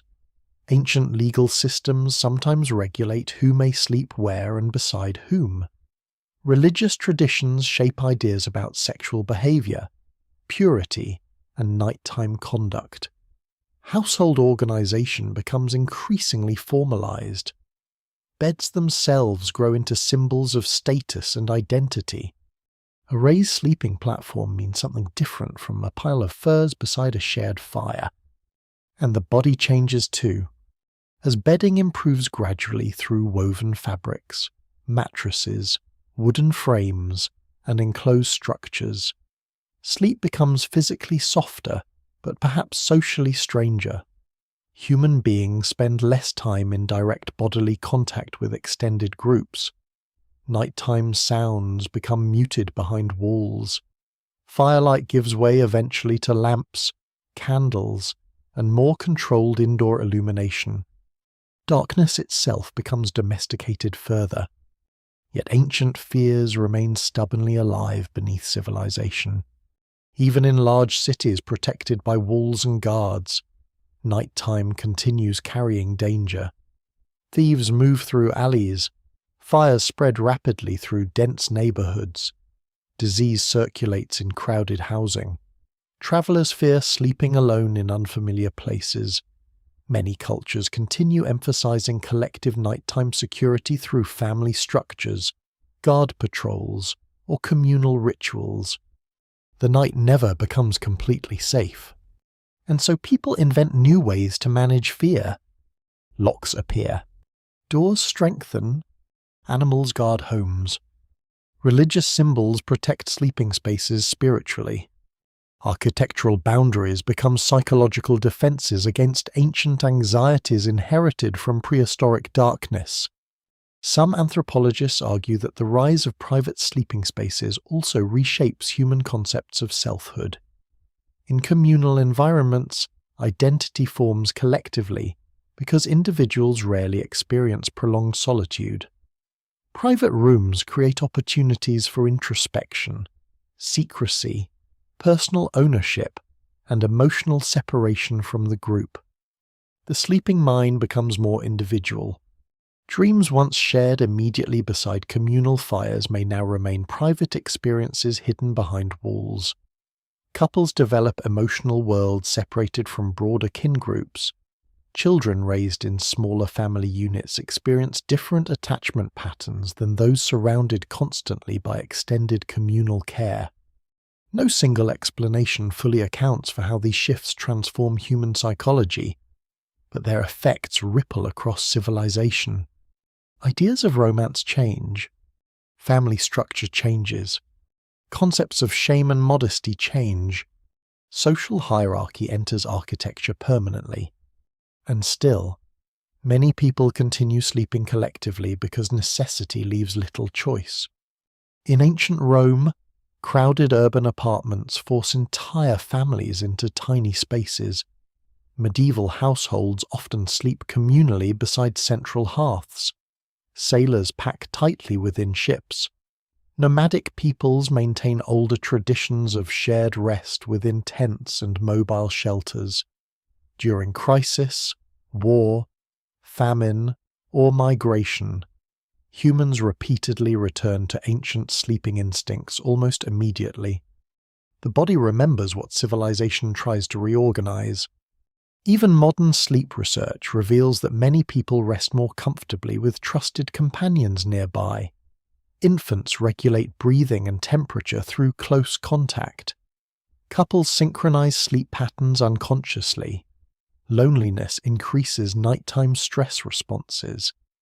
The nervous system still carries memories shaped during prehistoric nights around shared fires. And perhaps this explains why complete nighttime solitude remains emotionally difficult for so many people even now. The species evolved listening to others breathe in darkness. Somewhere in an ancient city, perhaps beneath mud brick walls glowing softly in lamplight, a wealthy merchant sleeps behind a separate door while labourers rest crowded together nearby. The physical distance between them is small. The social distance is immense. Privacy has arrived. But deep beneath the architecture of civilization, older instincts continue whispering through the night. Because for almost all of human history, safety never meant sleeping alone. The sleeping mind becomes a doorway long before humans understand what dreams are. A child wakes suddenly beside a dying fire after dreaming of a dead relative standing alive in the darkness. An exhausted hunter sees impossible animals moving through smoke while drifting between sleep and waking. A grieving mother hears the voice of someone buried beneath the floor of the house weeks earlier. Somewhere outside the shelter, wind presses against stone and grass, carrying sounds that seem almost human. In the ancient world, sleep is never entirely separate from mystery. And because humans sleep together, those mysteries become shared. Across cultures separated by oceans and thousands of years, remarkably similar nighttime beliefs appear again and again. Spirits moving through darkness, ancestors visiting dreams, invisible beings watching sleepers, nightmares interpreted as attacks from outside forces rather than internal experiences, protective rituals performed before sleep, fires maintained against unseen dangers, sacred objects placed near sleeping spaces. The consistency is striking. Modern neuroscience explains dreams through brain activity, memory consolidation, emotional processing, and neurological function. but prehistoric humans possess no scientific framework for understanding why sleeping minds generate vivid alternate realities. Dreams feel real because the emotional centers of the brain remain intensely active during them. Fear, grief, desire, guilt, and memory blend together with extraordinary power, and communal sleeping amplifies these experiences. People wake frightened and immediately describe what they saw to others nearby. Shared interpretation begins almost instantly. Patterns emerge across repeated stories. Certain animals appear repeatedly in dreams. Certain dead individuals return often. Certain places become associated with visions, nightmares, or spiritual presence. Over generations, these experiences accumulate into belief systems. Some anthropologists argue that nighttime may play a central role in the emergence of religion itself. Darkness strips away certainty. Sleep creates altered consciousness naturally. Dreams blur the boundary between life and death because absent people appear alive again within them. Prehistoric humans living in close communal environments likely discuss these experiences constantly around nighttime fires. The evidence remains incomplete because spiritual beliefs rarely fossilize directly, yet traces survive in ritual objects, burial practices, cave art, and settlement organization. Many ancient cultures treat sleep as spiritually vulnerable. Protective rituals surround sleeping children. Sacred fires burn through the night. Certain dreams are interpreted as warnings or messages. And beneath all these beliefs lies a simple prehistoric truth. Sleeping humans are defenseless. This vulnerability creates profound psychological pressure. During wakefulness, people can fight, flee, or negotiate danger. During sleep, consciousness disappears almost entirely. Ancient humans may therefore interpret the sleeping state itself as a kind of temporary journey into dangerous unseen territory. In many traditional cultures documented historically, dreams are not considered private fantasies generated by the mind. They are encounters, communications, visitations, evidence of hidden layers within reality. Scholars remain cautious about projecting modern interpretations too far backward into prehistory, but communal nighttime life almost certainly encourages collective dream interpretation very early in human development. The cave intensifies everything. Deep underground darkness already distorts perception before sleep even begins. Firelight flickers across uneven walls, creating moving shadows resembling animals, faces, or spirits. Smoke inhalation affects consciousness subtly over long periods. Exhaustion, hunger, grief, and stress increase dream vividness dramatically. People sleeping close together hear one another cry out, speak in dreams, or wake in terror. The emotional atmosphere becomes charged with meaning. Some researchers propose that certain cave art traditions may partly connect to altered states experienced during sleep deprivation, ritual behavior, or dream interpretation. Handprints, hybrid human-animal figures, and strange geometric symbols found deep inside prehistoric caves hint at symbolic worlds shaped partly by nighttime consciousness. No single explanation fully accounts for these images, but the connection between darkness, sleep, dreams, and collective belief appears extraordinarily ancient. Even nightmares may carry evolutionary purpose.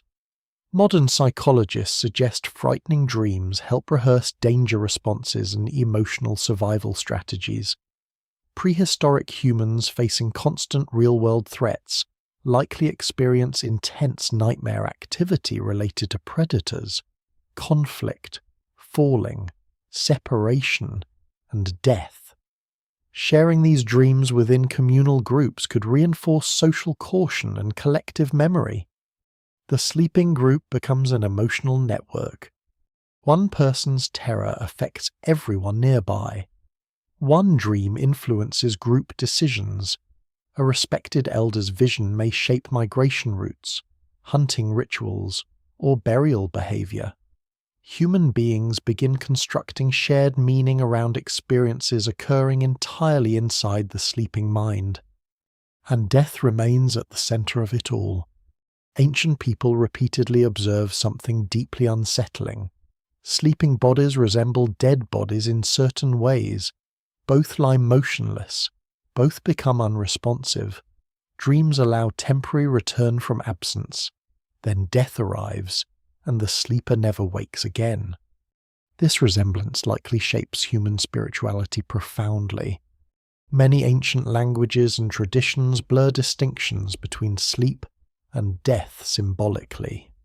Scholars believe some of humanity's earlier supernatural ideas may emerge from attempts to understand why consciousness vanishes temporarily each night, yet usually returns by morning. Dreams complicate the mystery further by creating convincing experiences beyond ordinary waking reality. Communal sleeping ensures these questions never remain purely individual. People witness one another dreaming, waking frightened, sleepwalking, grieving, dying. Entire groups experience the emotional instability of nighttime together. The darkness beyond the fire remains physically dangerous, while the sleeping mind creates dangers and wonders of its own. And then civilization expands these fears further.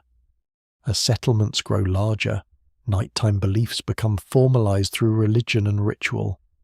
Protective gods watch over sleepers. Evil spirits threaten vulnerable households after dark. Priests interpret dreams politically. Sacred architecture aligns with cosmic cycles governing night and day. Entire mythologies emerge partly from humanity's long relationship with darkness and sleep. Yet beneath these complex systems remain ancient prehistoric emotions unchanged for tens of thousands of years.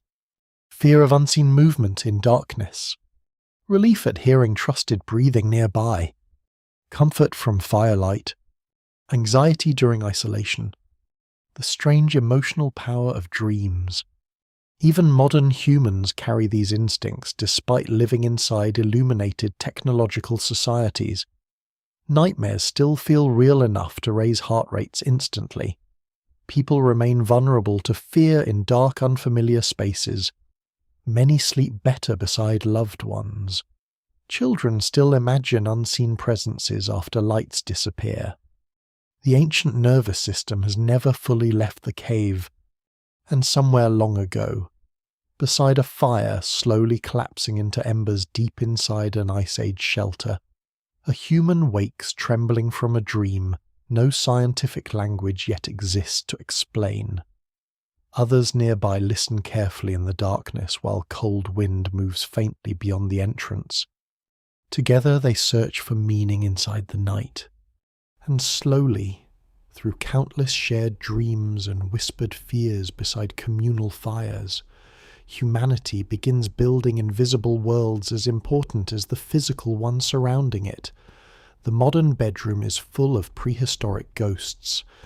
A person lies awake at 3 a.m. inside a locked apartment high above illuminated streets. No predators move through the darkness outside. Central heating keeps the temperature stable. Food waits safely stored nearby.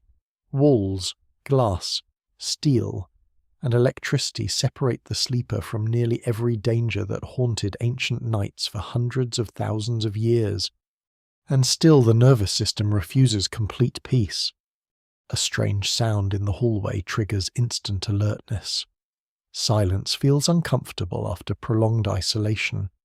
Many people sleep with televisions, lamps, or phones glowing softly nearby as substitutes for ancient firelight. Children fear dark rooms despite repeated reassurance that nothing waits there. Adults wake suddenly from dreams involving pursuit, falling, separation, or death. The ancient sleep survives inside the modern body. Evolution moves slowly compared to civilization. Human beings spend almost all of their existence sleeping in communal groups exposed directly to environmental danger. Agriculture, cities, and private homes arrive only very recently in evolutionary terms. Modern industrial sleep habits, isolated bedrooms, artificial lighting, rigid schedules, climate control are astonishingly new compared to the vast prehistoric timeline that shaped human biology. And traces of the older world remain everywhere. Modern sleep research increasingly reveals how deeply human rest still depends on ancient social and environmental instincts. People often sleep poorly in unfamiliar locations because the brain maintains partial vigilance in strange environments. Scientists sometimes call this the first night effect. Part of the brain remains more alert during initial sleep in new places, almost as if ancient survival systems still expect danger outside unfamiliar shelters. The body remembers migration. Studies also show that complete silence can feel psychologically unnatural for many people. Soft background noise rain, distant voices, fans, quiet television often improves sleep because the prehistoric human nervous system evolves amid constant environmental sound. Ancient camps are never silent. Fire crackles. Others breathe nearby. Wind moves through grass. Insects hum continuously. Modern silence can feel more threatening than noise. Even sleeping positions may preserve prehistoric patterns. Humans instinctively curl inward during cold or stress, protecting vulnerable organs much like ancient sleepers, conserving warmth around communal fires. Couples unconsciously synchronize movement and breathing during sleep. Infants regulate heart rate and temperature more effectively through close contact. Emotional safety remains deeply physical, and loneliness affects sleep with startling power. Modern psychology consistently links social isolation to insomnia, anxiety, fragmented sleep, and heightened nighttime stress responses. Some researchers believe loneliness feels so painful, partly because ancient humans isolated from the group at night face genuine survival threats. The emotional distress associated with sleeping alone may therefore reflect evolutionary warning systems far older than civilization itself. This becomes especially visible during crisis. War, disaster, migration, or extreme hardship often push humans rapidly back toward communal sleeping arrangements, refugee camps, emergency shelters, military encampments, family crowded together after catastrophe, under stress. Ancient instincts reappear almost immediately. People seek closeness, shared warmth, familiar breathing, and collective reassurance against uncertainty. The prehistoric sleeping group never disappears entirely. It waits beneath civilization. Artificial light may be the greatest modern disruption to ancient sleep patterns. For most of human history, firelight and moonlight govern nighttime behavior gently. Electric illumination radically alters circadian rhythms, delaying sleep and separating humans further from natural environmental cycles. Some sleep researchers argue modern insomnia epidemics partly reflect conflict between ancient biological systems and industrial schedules demanding unnatural patterns of rest. The evidence remains complex and debated, but one fact is clear. Human beings evolved for a world that no longer exists. A world where darkness mattered absolutely. A world where sleeping alone carried danger. A world where fire sat at the center of social life. A world where someone remained awake listening beyond the camp. Even modern architecture unconsciously reflects these ancient concerns. People prefer homes with secure entrances, visible escape routes, and protected sleeping areas. Bedrooms are often positioned deeper inside houses away from perceived danger zones. Children seek reassurance through proximity at night. urban populations clustered densely together despite often claiming to value independence. The contradiction runs through all of civilization. Humans desire privacy but fear isolation, desire independence but crave proximity, desire silence but relax more easily with signs of life nearby. These tensions are ancient beyond memory, and modern technology only complicates them further. Today, millions of people fall asleep beside glowing screens connecting them constantly to distant social networks. In one sense, this appears entirely modern. In another, it resembles something deeply old. Human beings remain uncomfortable entering darkness completely alone. The phone screen glowing beside the bed functions partly like ancient embers beside a prehistoric sleeper reassurance that connection continues through the night. Some neuroscientists suggest many modern anxieties stem partly from mismatch between evolved social instincts and contemporary lifestyles. Humans evolved in tightly bonded groups where nighttime vulnerability was shared collectively. Modern industrial societies increasingly isolate individuals physically during sleep, despite nervous systems still expecting communal security. No single explanation fully accounts for rising sleep disorders, anxiety, and loneliness across modern societies, but the prehistoric past almost certainly remains relevant. The body still prepares for dangers long removed from daily life. Heart rates rise after unfamiliar sounds. Darkness sharpens imagination. Children instinctively seek protected central spaces. People sleep more deeply beside trusted companions. And dreams continue carrying emotional weight far beyond rational understanding. The long human night stretches backward through all of it. Inside every modern sleeper lives a nervous system shaped by predators, cold, firelight, communal breathing, and fragile trust. Civilization changes the environment far faster than evolution changes the body. Ancient instincts survive because for most of human existence they keep people alive. Perhaps this is why campfires still fascinate modern humans so deeply, why people gather around them instinctively during vacations, rituals, disasters, and celebrations. The circle of faces illuminated against darkness feels emotionally familiar in ways difficult to explain logically. It is familiar because humanity spends hundreds of thousands of years there, around the fire, beside sleeping companions, listening carefully to the darkness beyond the light. And somewhere tonight, even in the modern world of locked doors and electric cities, a person wakes suddenly from a dream with heart racing for reasons older than civilization itself. The body still remembers the ancient night, long before kingdoms rise, before writing preserves names, before history begins recording victories and disasters. Humanity survives because small groups of fragile sleepers refuse to face the night alone. That truth remains buried beneath nearly everything civilization eventually becomes. The first communal sleeping circles are never designed to change the future. No ancient human gathering beside a fire imagines cities, temples, nations, or digital networks waiting tens of thousands of years ahead. They're simply trying to stay alive until sunrise, protect the children, keep the embers burning, listen for movement in darkness.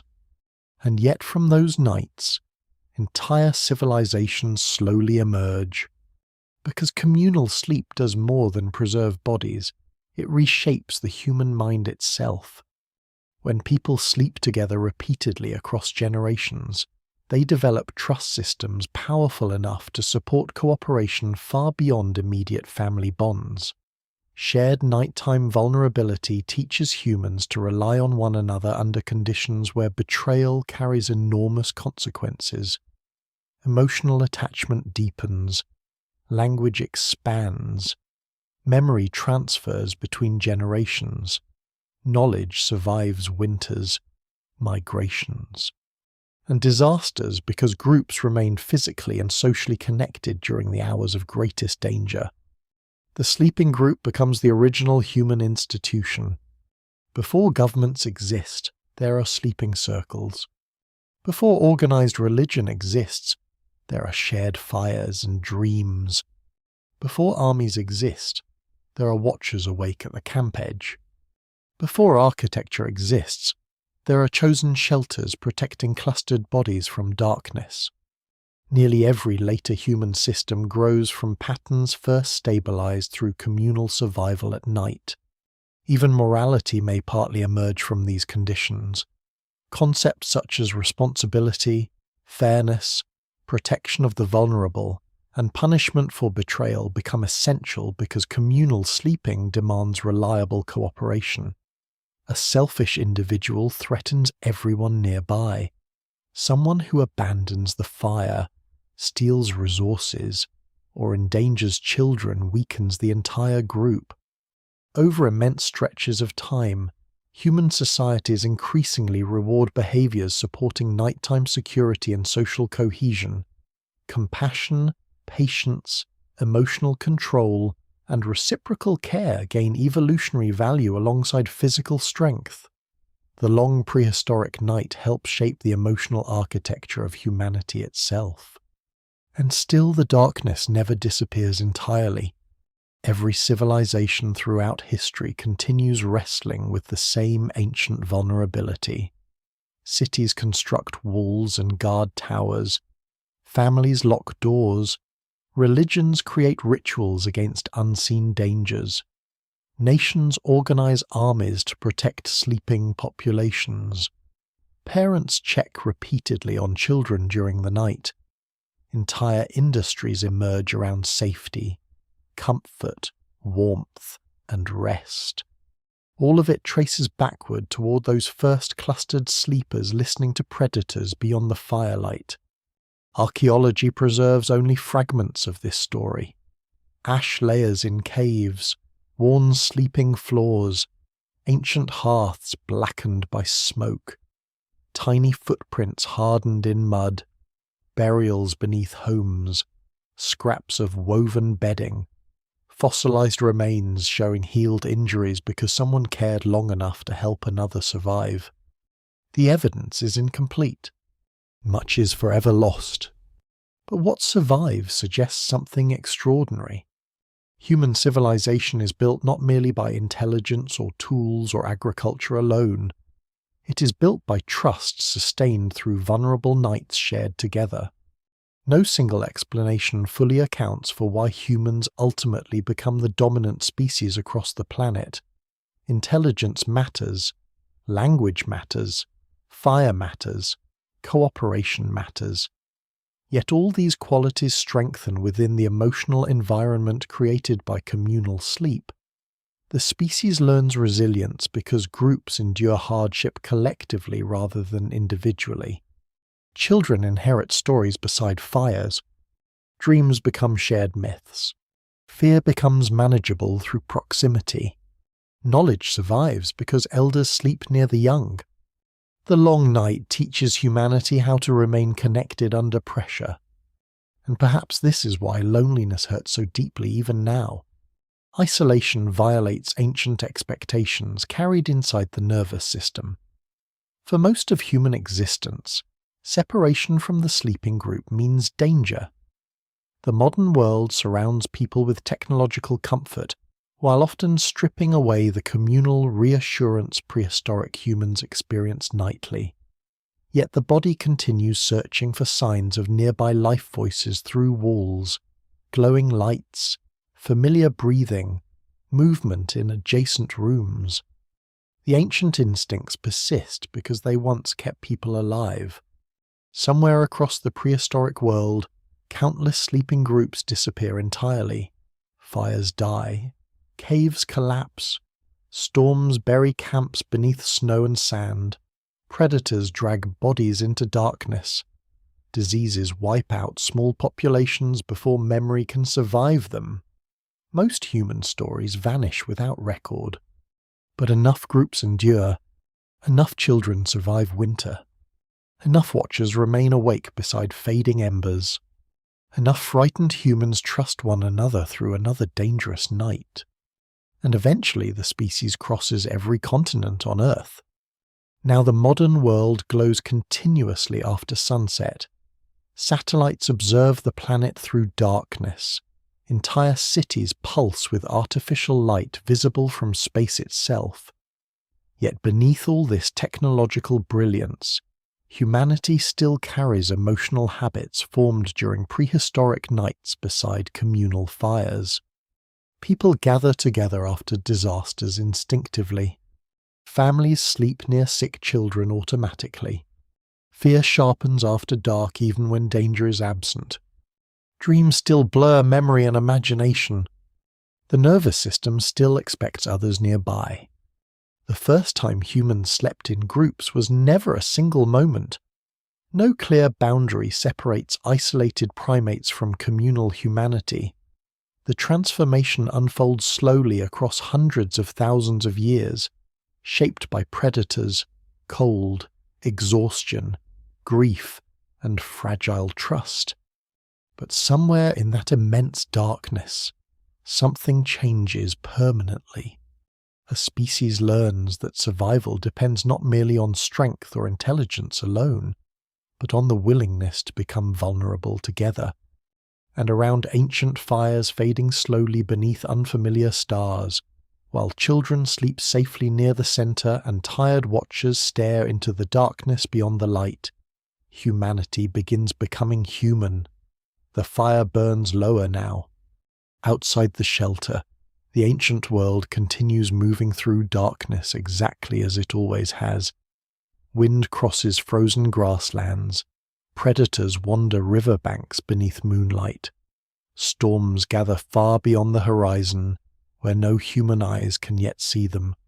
Somewhere in distant valleys, other fires glow faintly against the night, each surrounded by exhausted people, trying once again to survive until morning. Inside the cave, the sleeping group grows quieter. Children drift deeper into dreams. Embers settle softly into ash. Someone still wakes now and then to listen beyond the entrance, hearing only wind and the faint crackle of dying wood. Bodies remain close together beneath layered hides and woven grasses, sharing warmth against the cold stone floor. The scene repeats across thousands of generations.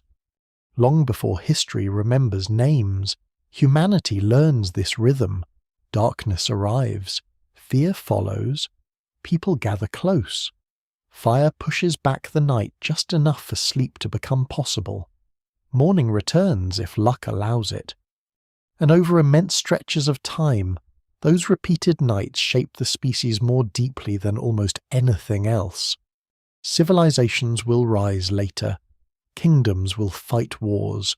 Languages will spread and disappear.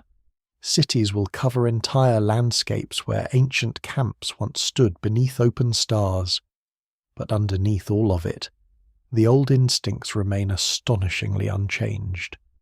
Humans still seek one another in darkness, still listen for reassurance beyond silence, still fear isolation more than logic sometimes allows, still carry nervous systems formed beside ancient fires while predators moved invisibly beyond the light. Perhaps that is why even now, in the safest homes modern civilization can build, complete silence often feels unsettling. A distant voice, soft music, rain against windows, another breathing person nearby. These comforts reach into parts of the mind far older than memory. The long human night never fully ended. It only changed shape. And somewhere tonight, while millions of people drift towards sleep beneath electric light, the oldest inheritance of humanity remains quietly alive, the ancient understanding that survival once depended on fragile bodies, choosing to rest beside one another despite fear. A small circle of warmth against the endless dark,